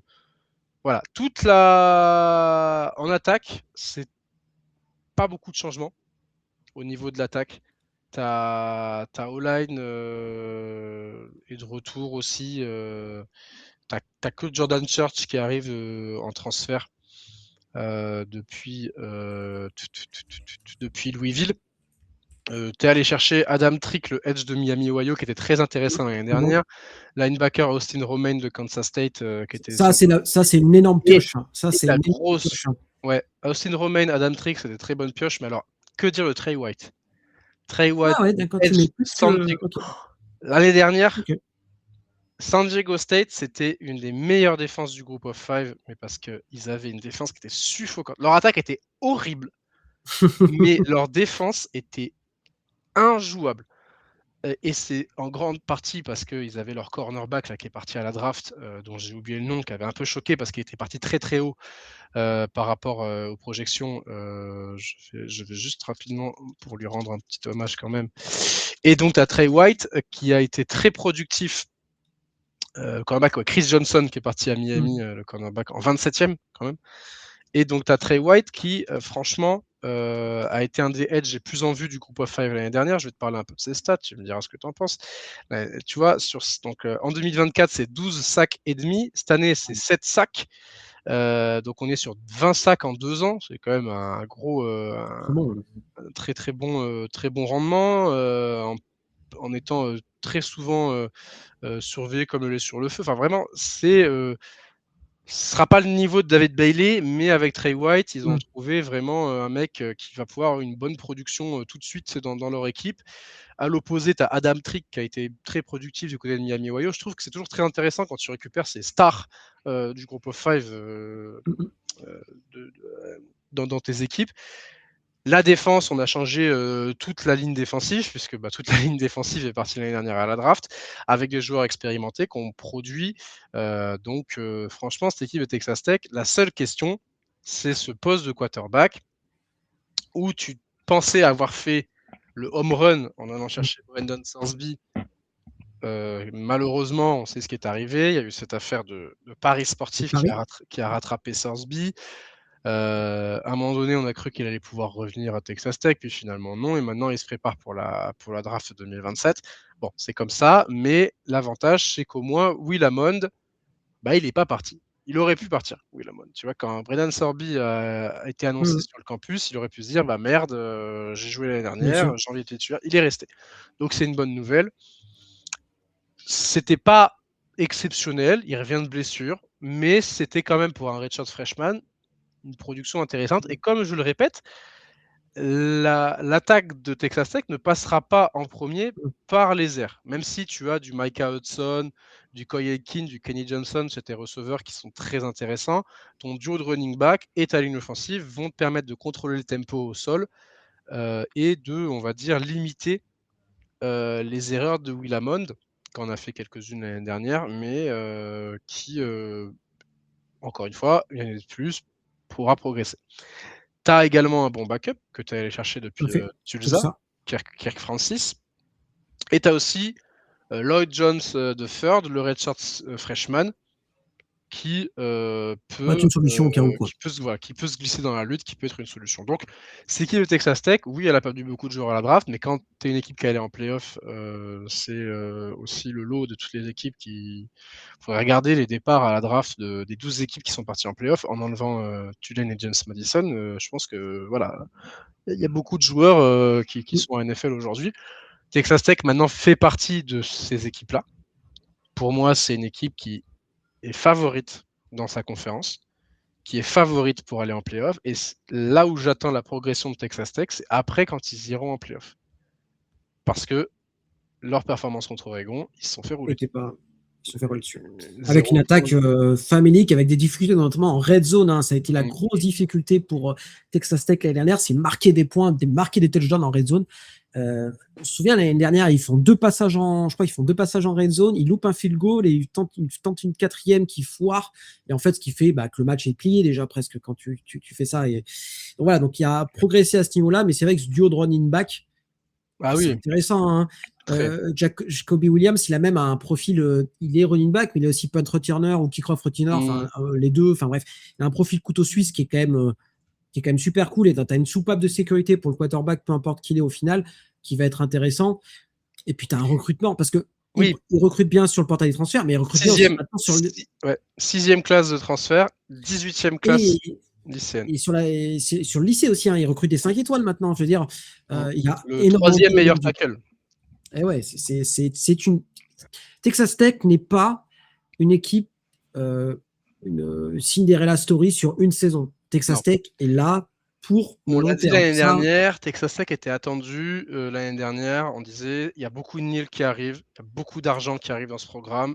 2026, 2027, le programme va être ultra fort. Il s'est avéré qu'il a été ultra fort dès la saison 2025.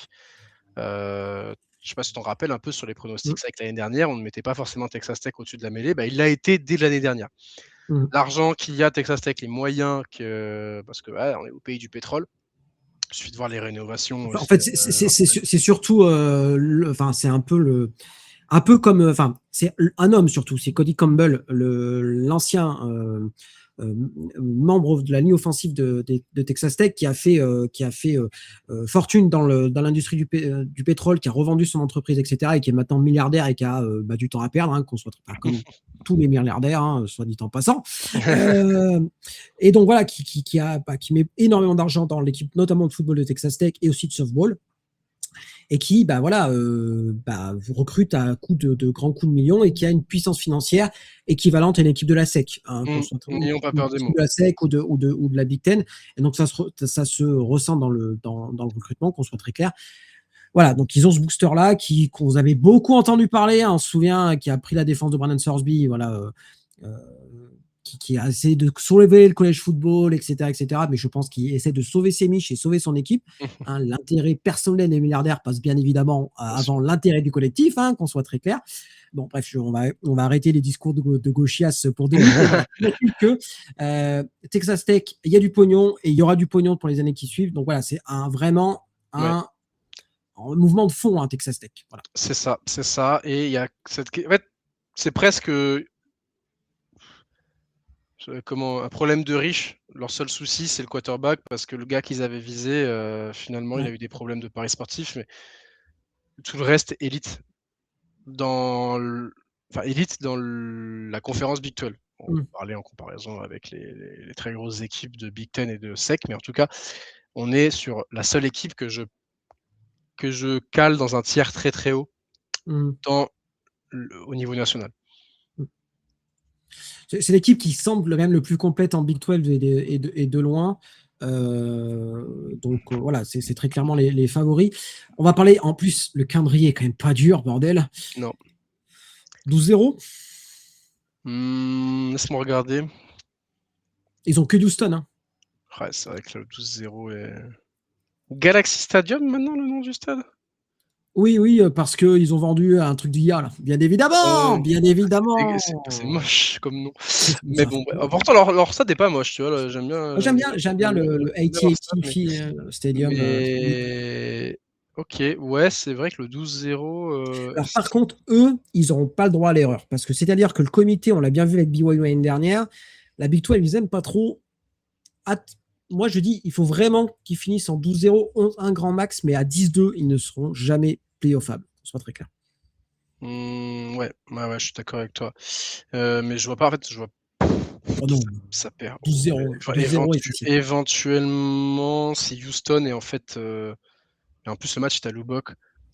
Puis même, les déplacements, ils sont pas durs. Hein. Colorado, Cincinnati, Oklahoma, putain, ils se déplacent vraiment chez les équipes qu'on a quand même mis en deuxième partie de tableau. Ouais, dans leur calendrier, t'évites Utah, t'évites BYU. Tu joues une des équipes classées parmi les 3 autres, donc Ouais, mais tu la reçois. Et tu la reçois en plus. Donc, Non, ouais, 12-0. Ouais, 12-0, 12-0, finale de conférence. Place assurée en playoff avant même le début de la finale de conférence, je dirais même jusqu'à dire. Donc ouais, cette équipe de Texas Tech. Et puis on les attendra au tournant au mois de décembre. Puisque s'ils ont un bilan de 13-0, vainqueur de la Big 12, on peut s'imaginer qu'ils sont dans le week. avoir la bye week. Et arrache-moi l'équipe. Enfin, en tout cas, soit dans le match jusqu'au bout. Parce que voilà. C'est un peu bizarre leur saison. On a l'impression qu'elle va être un peu bizarre leur saison. Ça va être rouler sur les mecs toute la saison. Et puis, tu sais le paramètre qui va être un peu, c'est un peu le PSG en Ligue 1, quoi, finalement. Tu vois, ouais, donc, c'est ça. Et les playoffs comme une Ligue des Champions, entre guillemets. J'ai rien contre la Ligue 1, hein, allez l'OL, etc. Ouais, mais la Ligue 1, l'état de la Ligue 1 cette année, au secours. Hein. Mais non, il est pas mal le championnat, là. Ça s'appelle masse salariale encadrée, là. Il y a Monaco, il y a Lyon, il y a Marseille dedans. Tu vois, c'est un autre championnat, c'est cool. Ah là, la liste des transferts, elle est pas très élevée hein, dans l'arrivée dans les arrivées. Bref, mais bon, n'ouvrons pas un podcast football. Donc, on se dit 12-0 tous les deux pour les Red Raiders et les gros favoris. 12-0. Tout autre résultat, allez, je leur autorise une défaite, mais pas deux. Tu sais qu'en Houston ça va, sinon ça sera un par deux défaites, on va commencer à regarder ça chelou. On va faire les gars. On est bien d'accord là-dessus. Ok. Et bon, ils vont peut-être perdre à Stillwater, qui sait. On l'espère. Même toi. En tout cas, on le souhaite. On me le souhaite. Deuxième dose de copium qui arrive. Ouais. Allez, parle-moi de UCF. Fais-moi rêver. Merde, je suis à l'envers. Tac. Bref, oui, UCF. UCF qui est arrivé en 2023 en Big 12 et qui a un bilan pour l'instant en Big 12 de 7-20. UCF n'a pas. Houston est classé. Cincinnati a fait une saison positive l'année dernière. BYU, qu'on ne pouvait pas forcément considérer comme une équipe Group of Five, parce qu'ils étaient indépendants avant, mais est allé en finale de conférence, est attendu pour viser les playoffs. UCF, on a quand même cette sensation qu'on n'a pas encore complètement réussi à passer le cap et à devenir une vraie équipe de Power 4 cette année. Voilà, ça y est, là c'est bon. C'est l'année. Faut arrêter les blagues. Cette année, il faut aller en bowl. Cette année, il faut être en positif. Et cette année, il faut jouer le titre. Non, jouer le titre, non. Quoique, attends, je vais pas dire de. Alors, là, ce que je vais voir va monter mon copium à mort, mais quoique la deuxième saison de Scott Frost avait été le titre national, donc la deuxième saison du deuxième passage. Non, là, c'est le copium. C'est pas moi qui le dis, c'est les stats. Hein. Donc, le copium est beaucoup trop haut. Mais non, qu'est-ce qui s'est passé dans la l'off-season à UCF? Beaucoup de mouvements, énormément de mouvements. À la draft, on a déjà un joueur qui est parti premier tour, quand même, à noter. C'était le premier joueur parti depuis Hughes en 2018, si j'ai pas de bêtises, qui était parti au Falcons. Là, on a Malakai Lawrence. À chaque fois, je dis Edwards, mais c'est Malakai Lawrence qui est parti du côté des Cowboys. Ça m'a fait beaucoup plaisir de suivre ça en live. C'est un grand moment de la draft l'année dernière. Pour moi, on a aussi les deux QB, Cam Fancher et Tyven Jackson, qui ne sont restés qu'une seule année. Ils sont repartis directement. Là, ça me fait mal. DJ Black, qui est parti pour South Carolina. Je pense qu'il avait un vrai rôle à jouer cette année dans notre offense. On a perdu aussi Carter Miller. Je ne sais pas ce qui se passe. On a Carter Miller aussi qui est parti à South Carolina, notre interior O-line. Et puis, on a Kylan Fox le tight end qui part pour Purdue et John Walker qui ne part pas. Pourquoi j'ai mis qu'il part pour UCF? Il part pas pour UCF, c'est pas possible. Bon bref, John Walker qui était aussi un joueur qui aurait pu prétendre à un rôle cette année, mais il est parti où ce bon John? Il y a quand même quelques pertes importantes, quoi. À Ohio State, pardon. Il est parti à Ohio State, Ah. John Walker. Ce qui fait chier parce que vraiment, Ohio State nous prive d'un joueur. Quand tu vois les calibres des équipes qui rejoignent, donc tu vois, tu as quand même deux South Carolina, Ohio State, Purdue, enfin, tu vois qu'il y a quand même des départs dans des facs. Ouais. Classe de recrutement. Ouais. Maintenant, petite classe lycéenne, mais on fait des petites classes lycéennes avec Scott Frost. L'année dernière, c'était pas une très grosse aussi, seulement 15 joueurs. Gus Malzahn recrutait bien mieux au niveau des lycéens. Je pense qu'il avait aussi un réseau beaucoup plus développé que Scott Frost. Scott Frost, il s'appuie sur le portail des transferts. On a un seul joueur 4 étoiles, Tyron Horns, le receveur, qui est de Floride. On a l'avantage d'être en Floride, donc on arrive à récupérer globalement tous les mecs que les gros Floridiens ne veulent pas. Du coup, dans la classe de transfert, 32 joueurs qui arrivent avec notamment le defensive lineman de Miami, Artavius Jones, Duke Watson de Louisville, le linebacker de Wisconsin, Taken Curtis, et surtout, et là, ça me fait grand plaisir en tant que fan de Group of Five, Alonza Barnett de Third, le quarterback de James Madison, qui débarque à UCF. Et ça, comme on dirait le sud, ça me fait bander, parce que c'est un quarterback que j'adore, qui était très intéressant depuis 2 ans du côté de James Madison. Rappelez-vous la gifle qu'ils avaient infligée à North Carolina il y a 2 ans de ça, une équipe qui est allée en playoff cette année, qui s'est fait rouler dessus par Oregon, mais les Ducks nous diront qu'ils avaient mis l'équipe B en seconde mi-temps, mais je m'en fous. Alonza Barnett a quand même montré des bonnes choses. Donc on a récupéré un des meilleurs quarterbacks du Group of Five sur le portail. Il y avait Drew Mestemaker, bien sûr, qui est parti suivre son coach, mais on a aussi Grayson Rousseau, le tight end de Oklahoma State. Je ne sais pas ce qu'il vaut. Tu peux nous dire. Et puis le edge d'Arkansas, Kent Alley, ancien 4 étoiles. Donc voilà, la machine à laver continue à UCF. L'année dernière, beaucoup de transferts.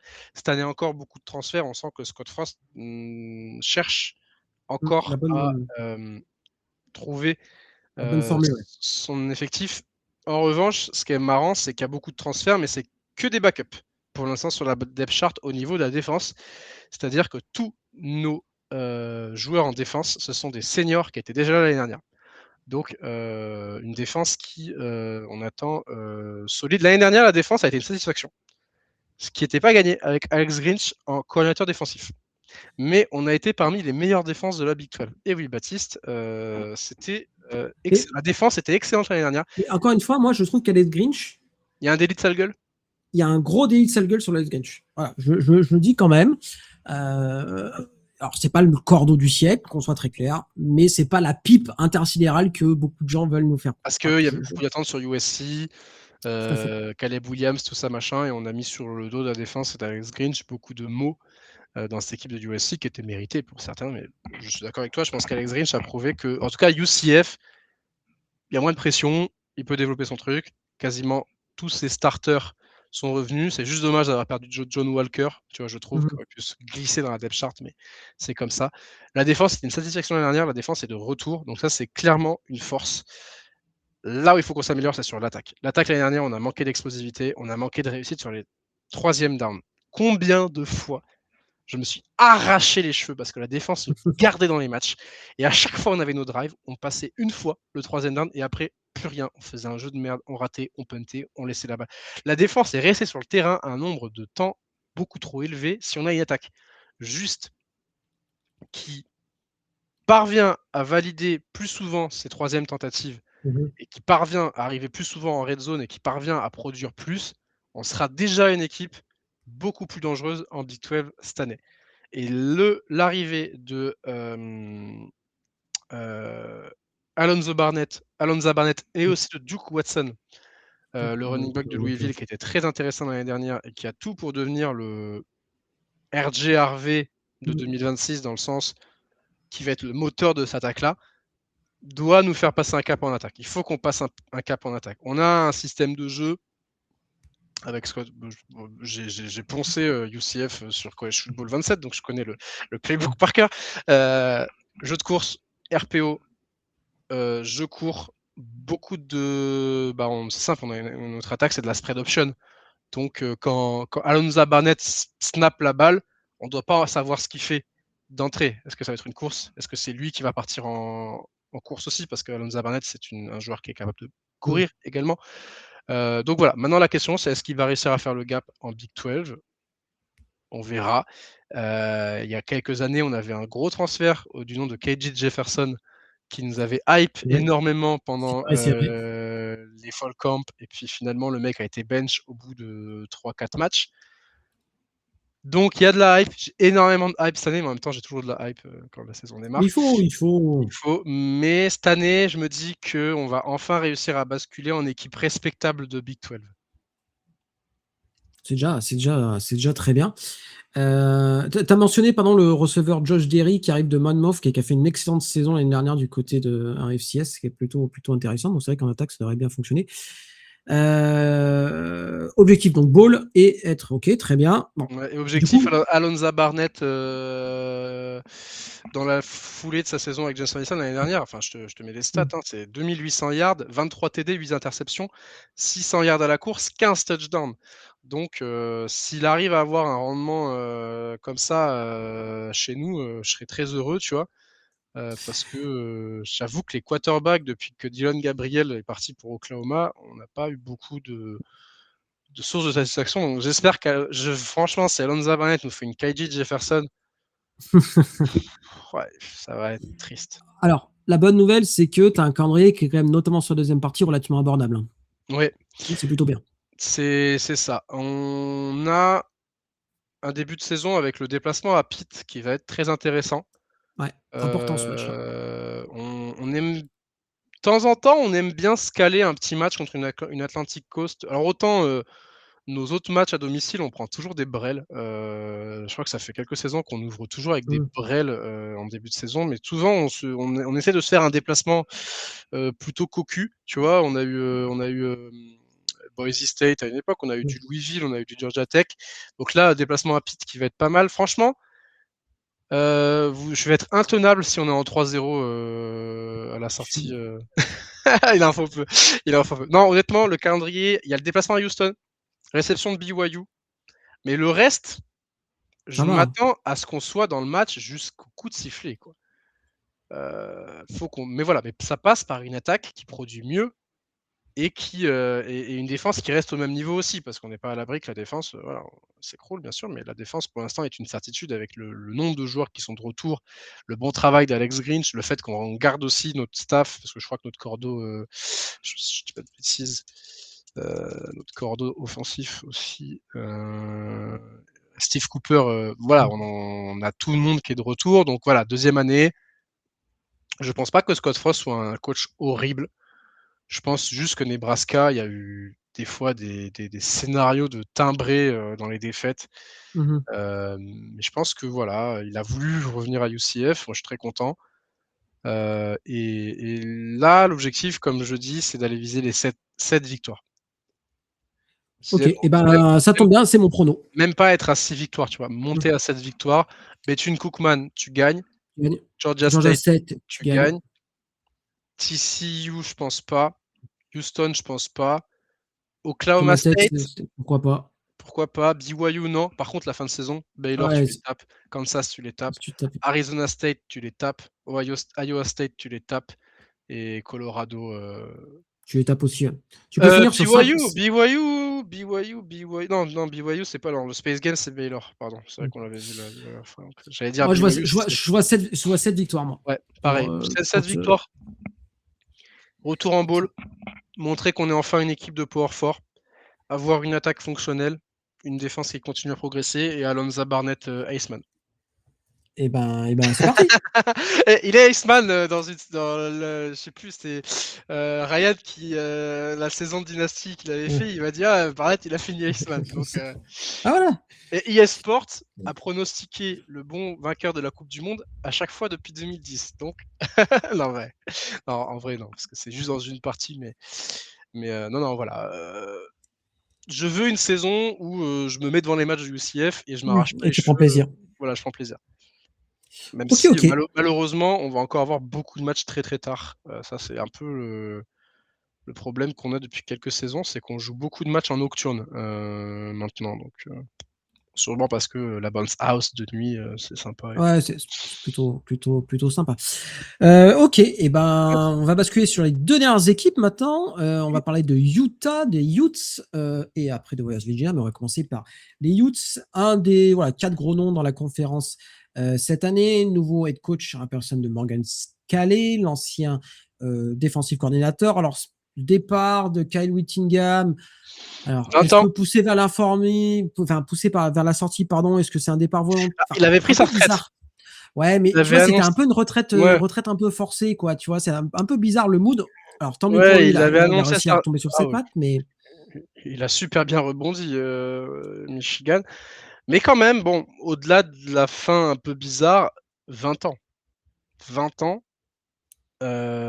Utah, tu l'as peut-être vécu en direct, la saison 2008, invaincu. alors je jouais que je l'ai pas vécu en direct, pour être tout à fait honnête, mais oui, Enfin, je veux dire, c'est une saison culte, hein, qu'on soit très clair. le Utah, enfin, c'est le meilleur coach de l'histoire de ce programme qui part quand Alors, même.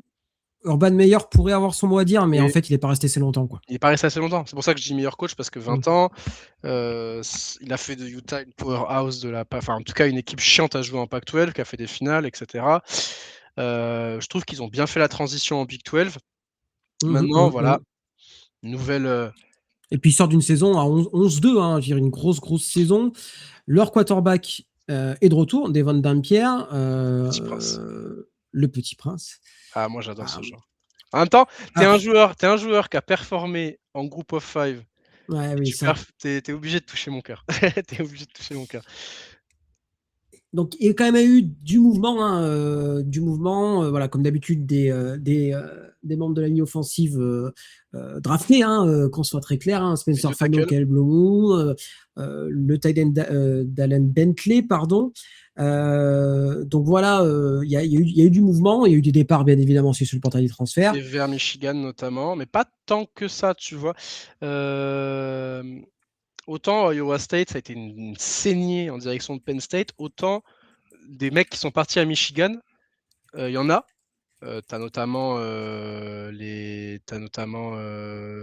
Gigi Buchanan, le receveur, t'as les deux cornerbacks, Smith Snowden et Saleh Moa, t'as l'edge John Henry Daly, mais t'as pas non plus une saignée de joueurs qui sont partis vers Hmm. Michigan. Donc ça, c'est un avantage déjà. Et t'es pas allé chercher un coach extérieur à Utah, puisque tu es allé chercher Morgan Scaley, qui était présent à Utah depuis 2007. C'est un Ouais, mec qui fait partie du staff depuis 2007, qui a grandi dans cette en tant qu'homme, hein, parce que tout à fait. je veux dire là pour le coup, il a quel âge Morgan Scaley? Dans une quarantaine d'années. Il a Non. 46 ans. Il a 46 Ouais. ans. Il est arrivé en 2007, donc et c'était un joueur De de Utah, ouais. Utah avant. Donc c'est un mec qui connaît. Et il vient de Salt Lake City. Enfin, c'est un mec du cru, quoi. Des coordinateurs défensifs l'année dernière. Enfin, coordinateur défensif depuis 2016. Donc Utah. Et coach in waiting, hein, et c'est pour ça, hein, qu'il a. On le savait que ça allait lui qui allait prendre la place de Kevin Tingham. Donc ouais, si tu restes 10 ans derrière un mec au poste de cordeau, au bout d'un moment, c'est que voilà, tu sais que c'était la suite. Donc les youths restent à la maison, on va dire, avec cette nomination. C'est pour ça que je pense que dans les équipes qui changent de coach, on est dans celles qui vont être les moins perturbées. La transition sera peut-être un peu Plus tranquille, ouais, simple, c'est clair. plus simple. 27e classe de recrutement, quand Ouais, même. c'est pas mal. 2 joueurs 4 étoiles, 2 tackles.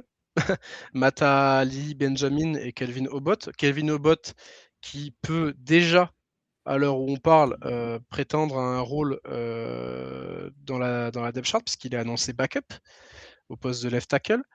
On a 6 joueurs dans le top 50. à leur poste. Donc, bonne classe de recrutement lycéen. 44e classe de transfert. On est allé chercher 2 receveurs. Kyrie Shoel, le receveur de San Jose State, très intéressant l'année dernière avec les Spartans. Mhm. Braden Pagan, qui était à Utah State l'année dernière. On a le safety Marcus Weberly qui arrive d'Oklahoma. L'offensive tackle de Montana State, c'est Cedric Jefferson. Et le edge de North Texas, Ethan Day, qui s'est perdu. Il s'est trompé. Il devait aller à Stillwater. Et puis finalement, il est parti à Salt Lake City. Mais donc, ouais, cette équipe de Utah. Et on a pas mal de starters qui sont de retour, notamment en défense. Donc, on est sur une équipe de Utah. On s'attend à ce que ça fasse plus ou moins la même saison que l'année dernière. Voire mieux. Ah, voire mieux, carrément, tu trouves, toi. Ouais, je sais pas. À battre BYU. BYU Il faut se battre. ramène, Ouais. BYU se ramène chez toi. L'année Mhm. dernière, tu as perdu dans un match complètement fou à Provo. Mhm. Bon, voilà. Devon Denpierre continue à montrer les progressions. Devon Denpierre, qui a fait une belle saison l'année dernière, bah, on veut voir encore du progrès. Le run game, qui était une satisfaction l'année dernière avec le retour de Wayshawn Parker, Mhm. et la présence de Denpierre, qui est un très bon joueur double menace. Voilà, il faut continuer à appuyer au sol. On a des recrues très intéressantes au poste de receveur. On a un excellent groupe de linebackers. La défense est très efficace contre la course. Il faut reconstruire la O-line avec le départ des 2 tackles, mais Ça, on c'est sait sûr. que Utah s'est développé les joueurs à ses postes. La défense doit s'améliorer contre la passe, qui était une des grosses faiblesses l'année dernière. On a pas mal bousculé le backfield avec pas mal de transferts. Donc, il faut que les transferts prouvent pourquoi ils viennent d'arriver. Utah, voilà, faut 2 défaites, pas plus.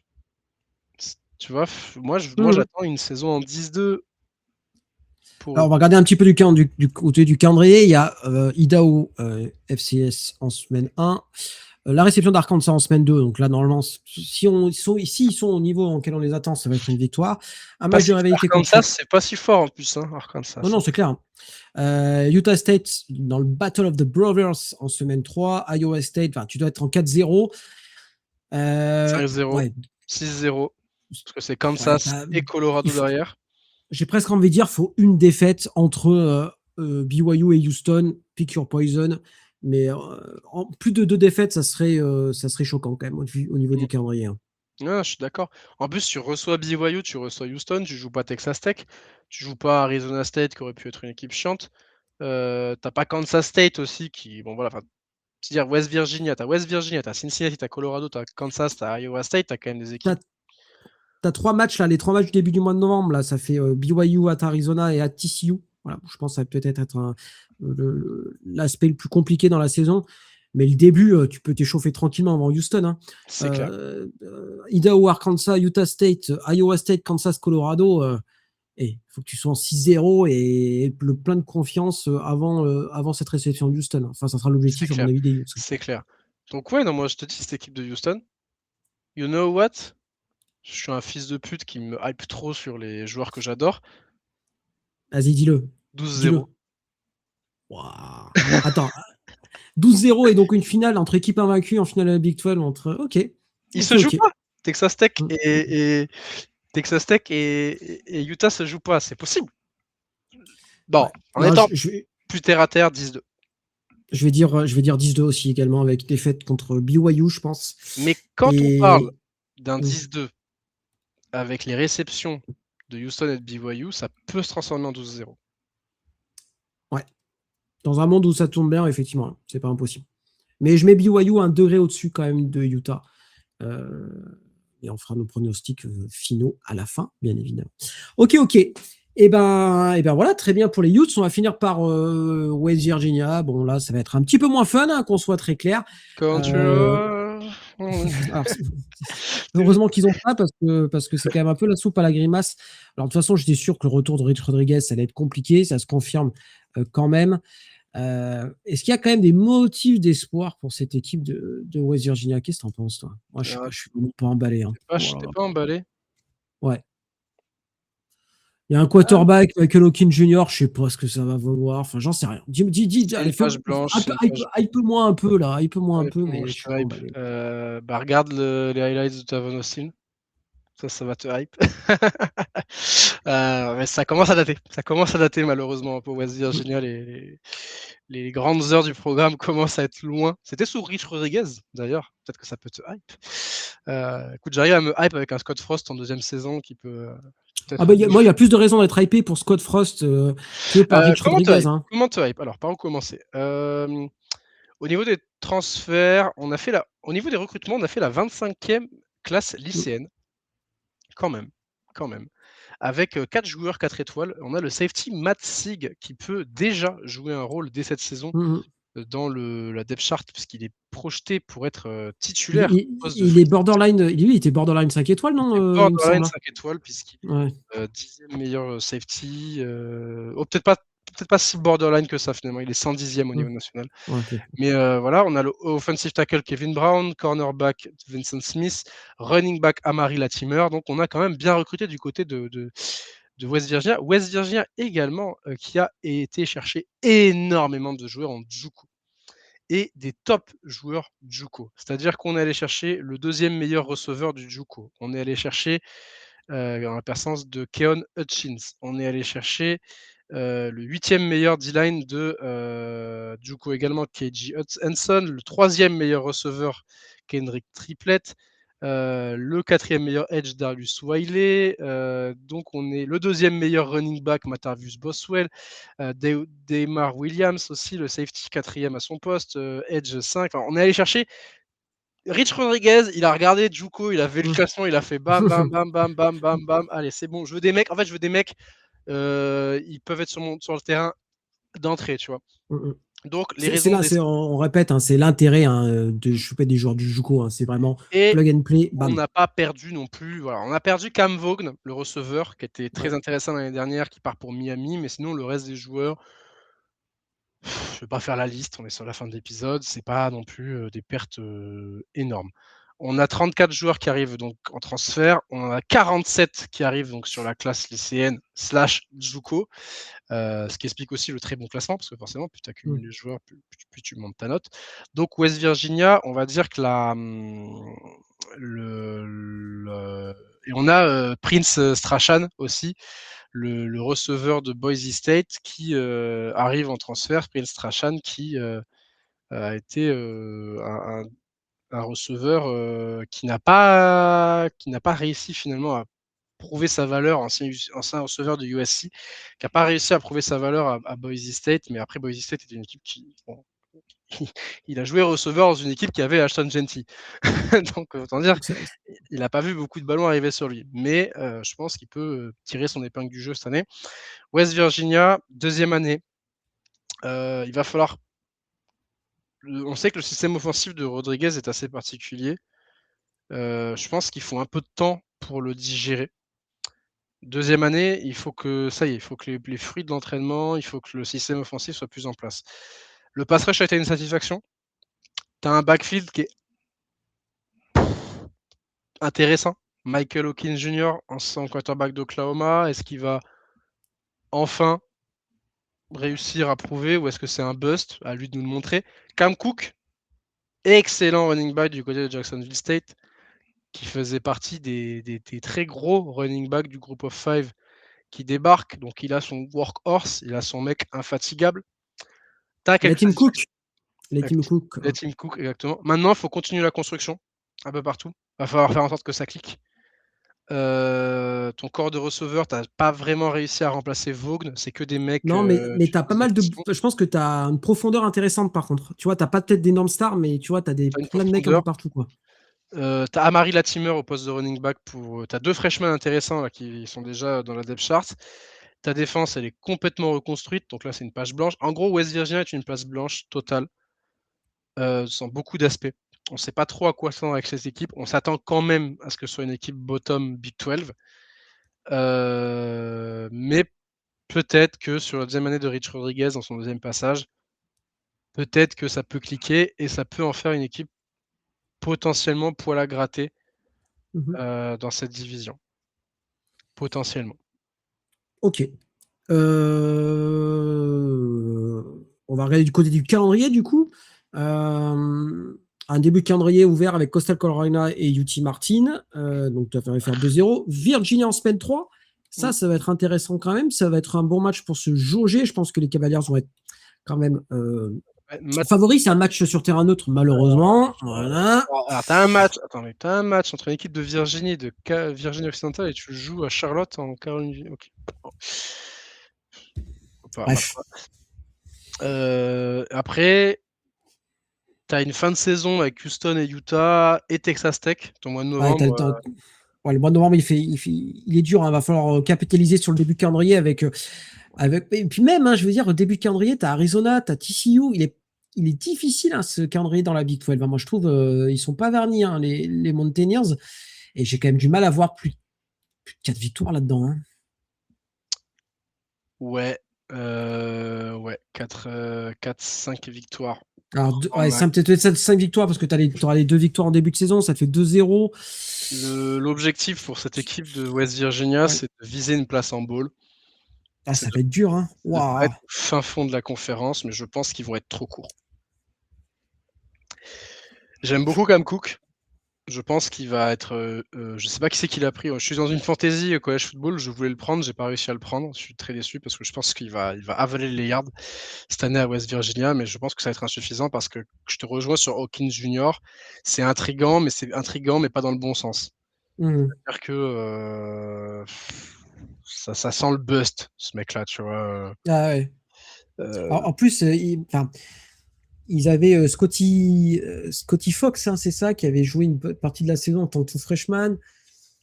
Tu vois, ça aurait peut-être fallu le coup de le voir encore, quoi, tu vois. C'est clair. Donc, je sais pas trop. On va voir cette équipe de West Virginia. C'est 4-5 victoires at best. Ouais, je vais mettre 4, moi. Je vais voir 3 si ça se goupille pas bien. Mais ouais, Cam Cook, je suis assez excité. Ça reste quand même le mec qui a fait plus de yards en 2025 du côté des running backs. Ouais, et puis c'est un mec qui avait connu Rich Rodriguez. Oui, tout à fait. Ouais, c'est ça. Non, pas du tout. Oula, pas du tout. Ah non, ok. Non, je pensais qu'il était déjà à Jacksonville State quand pareil, Rich Rodriguez y était, mais non, en fait, il arrive de TCU. Il est resté qu'un an, mais effectivement, 1600 yards, 16 touchdowns, 30 réceptions et 300 yards aussi à côté, donc c'est pas juste un mec qui court. Donc ouais, non, ce gars-là, dans l'identité de Rich Rodriguez, qui aime bien passer par le sol, c'est très ciblé. Maintenant, on verra, 4-5 victoires. Est-ce qu'une équipe de JUCO, de top joueurs de JUCO peut viser un bowl en Power Force? That's the question. Mais voilà. Est-ce que Rich Rodriguez, c'était le bon choix de le reprendre? Je sais pas. C'est une bonne question. Il y a eu 2 retours l'année dernière, Scott Frost et Rich Rodriguez. Pour l'instant, la sauce a un peu du mal à prendre un peu des deux côtés, mais je suis un peu plus de motif d'espoir du côté du CF, quand même, du côté des Mountaineers. Très bien. On a fini cette preview des équipes. Maintenant, il va falloir attaquer les choses sérieuses. Maxence, quelle est ton affiche pour la finale de la Big 12 et qui sera le champion cette année de la conférence? Texas Tech sera en finale. Contre. Et... Tu peux dire Oklahoma State, je t'en voudrais pas, il n'y a pas de souci. Non, je déconne, pas UCF. Utah. Ok. Utah. Vainqueur. Texas Tech. Je pense que malheureusement l'écart est encore trop élevé entre Texas Tech et le reste. Je te suis sur Texas Tech en finale, mais il ne rencontrera pas pour moi Utah, mais BYU. Et le vainqueur sera les Cougars de BYU. Ah ouais, Texas. Ok. Il faut prendre un peu de risque. Combien d'équipes en playoff? Parce que moi, dans mon scénario, je combien pense d'équipes en playoff? Il n'y aura que Texas Tech, du coup. Et je pense qu'il n'y aura que BYU pour moi. Ah ouais? Donc tu penses qu'ils vont jeter Texas Tech? Un Texas Tech qui ne perd que la finale de conférence? Ouais, c'est pas fou. Ouais. Non, je vais en mettre de BYU et Texas Tech. Mais après, il y a tellement de paramètres en prenant en ligne de compte. C'est-à-dire que quelle saison en SEC, quelle saison en Big Ten, qui seront quand même eux aussi les deux plus gros paramètres. Je pense que la Big 12 peut réussir à placer 2 équipes. De toute façon, ça sera ça l'objectif pour la conférence, c'est se regagner aussi en crédibilité et tu as besoin. Et heureusement, c'est l'année pour, parce que je pense qu'il y a quand même 4 équipes classées à la People de début de saison. Tu sens quand même que la Big 12 est la troisième force derrière les deux. Je trouve qu'ils sont un niveau au-dessus de l'ACC. En fait, sans vouloir faire offense. a plus de top. Tu sais, il y a Miami, Clemson. Pour moi, il y a une top team en ACC et derrière, tu passes un degré en dessous. Pour moi, BYU, Utah, c'est au-dessus de SMU et de Louisville. Ouais. Vraiment. Tu vois je pense que l'ACC, il y a beaucoup plus d'équipes de merde. Oui, aussi. Sans vouloir porter préjudice. Un coucou à Stanford et à Boston College qu'on embrasse. La Big 12 est plus homogène. Maintenant, j'ai du mal à voir un contender national. Avec un QB, j'aurais dit Texas Tech. Ouais, avec un vrai bon QB. Pareil, tu vois, j'aurais dit pareil. Tu vois, avec Brandon Thorsby, peut-être que là, on pouvait discuter. Mais en tout cas, ouais, Texas Tech, Utah, la sensation que le BYU, Utah, est comme une demi-finale de conférence. Et dans tes outsiders, quasiment tout le reste de la conférence, sans vouloir faire de blagues, honnêtement. Ça va de Houston, Arizona, Kansas State. Tu peux même rajouter du Arizona State si tu veux dans le lot, c'est pas un problème. Tu peux mettre TCU si tu veux, c'est pas un souci. Après, UCF, Cincinnati, Kansas, Baylor, Oklahoma State, tout ça. Un peu du mal à les situer, je pense que ça va être au milieu. Et puis West Virginia, Colorado et Iowa State, pour moi, c'est le fond de la conférence. Il est là. Pour des raisons différentes. Tu vois, je pense que Iowa State, ce sera nécessaire de passer par ça. Là où Colorado et West Virginia, on est plus sur un fin de cycle pour Colorado et un début d'un nouveau pour Iowa State, par exemple, effectivement. Et West Virginia, on est un peu sur on va où? On ne sait pas encore trop. Mais bon, une conférence qui va être cool à suivre. Quelques matchs, on en a à entourer. Ouais. Quelques matchs à entourer. Il y a en début de saison, Colorado, Georgia Tech et Baylor, Auburn, qui sont les grosses confrontations de la Big 12. Il y a bien sûr le TCU, North Carolina à Dublin la semaine prochaine. Et après, ben voilà, le Houston, Utah le 23 octobre. Le BYU, Houston, Texas Tech. Ouais, le BYU, Utah le 7 novembre. Bien sûr. Le 7 novembre, une journée qui va s'annoncer dingo. Dingo. Ne prévoyez pas. Il y a le 26 septembre aussi qui est très, très lourd, mais le 7 novembre. Waouh. Le 7 novembre, dites à votre famille que vous êtes malade, vous n'êtes pas dispo. Disney Plus sur un écran, DAZN sur l'autre. J'ai vu d'ailleurs que DAZN, alors je sais pas si l'année dernière il était le cas, il prévoit des multi-views. Il vous prépare, il prépare des trucs. Alors regardez ça sur le site de DAZN, plusieurs matchs à la fois. Alors il y a un peu à boire et à manger dans ce qu'il prévoit, mais sur les affiches de 21h30 et de 1h du matin, il prévoit des multi-views. Voilà. Ok, nice. Et voilà. Big 12, voilà une Big 12. On attend Texas Tech, les deux équipes de l'Utah et Houston. Les 4 équipes classées, tout simplement. Parfait. Et puis derrière, peut-être que ça va être comme d'habitude, une espèce de slugfest où tout le monde s'entretue gentiment et dans la bonne humeur. Effectivement. Merci Maxence en tout cas de ta présence pendant ces épisodes prévus de la Big 12. Nous on se retrouve pour la fin des previews. Ça sera la Big 10 bien évidemment. Tu nous prévois un groupe of 6? Je prévois un épisode groupe of 6 qui sera très large. Je vais faire comme l'année dernière, c'est-à-dire que je vais présenter conférence par conférence avec les 2 favoris par conférence. En présentant 1 ou 2 joueurs phares par équipe favorite. Et puis après, je dirais globalement ce qu'on attend du reste vite fait, mais j'essaierai de faire un épisode comme l'année dernière, un épisode de 1h30, 2 heures. Je vais voir si je suis solo ou si où il y a un fou qui m'accompagne pour pas être trop seul dans cet épisode Group of Six. Mais voilà, au moins que vous sachiez un petit peu quelles sont les équipes qui pourraient prétendre à ce fameux sésame. L'année dernière, on avait eu 2 équipes. Cette année, le comité a dit fin de la blague. Maintenant, les 4 vainqueurs du Power 4, ils y sont automatiquement. Donc, il y aura vraisemblablement qu'une seule équipe. Donc, on verra. C'était pas faux de l'avoir annoncé d'ailleurs, qu'on pouvait avoir 2 équipes. Tout à fait. Ok. Eh ben, merci Maxence. Et puis, merci à vous de nous avoir écoutés ou regardés en fonction si vous êtes sur YouTube ou ailleurs. On vous fait des bisous et on vous dit à bientôt pour la prochaine épisode preview. Salut tout le monde. Ciao tout le monde.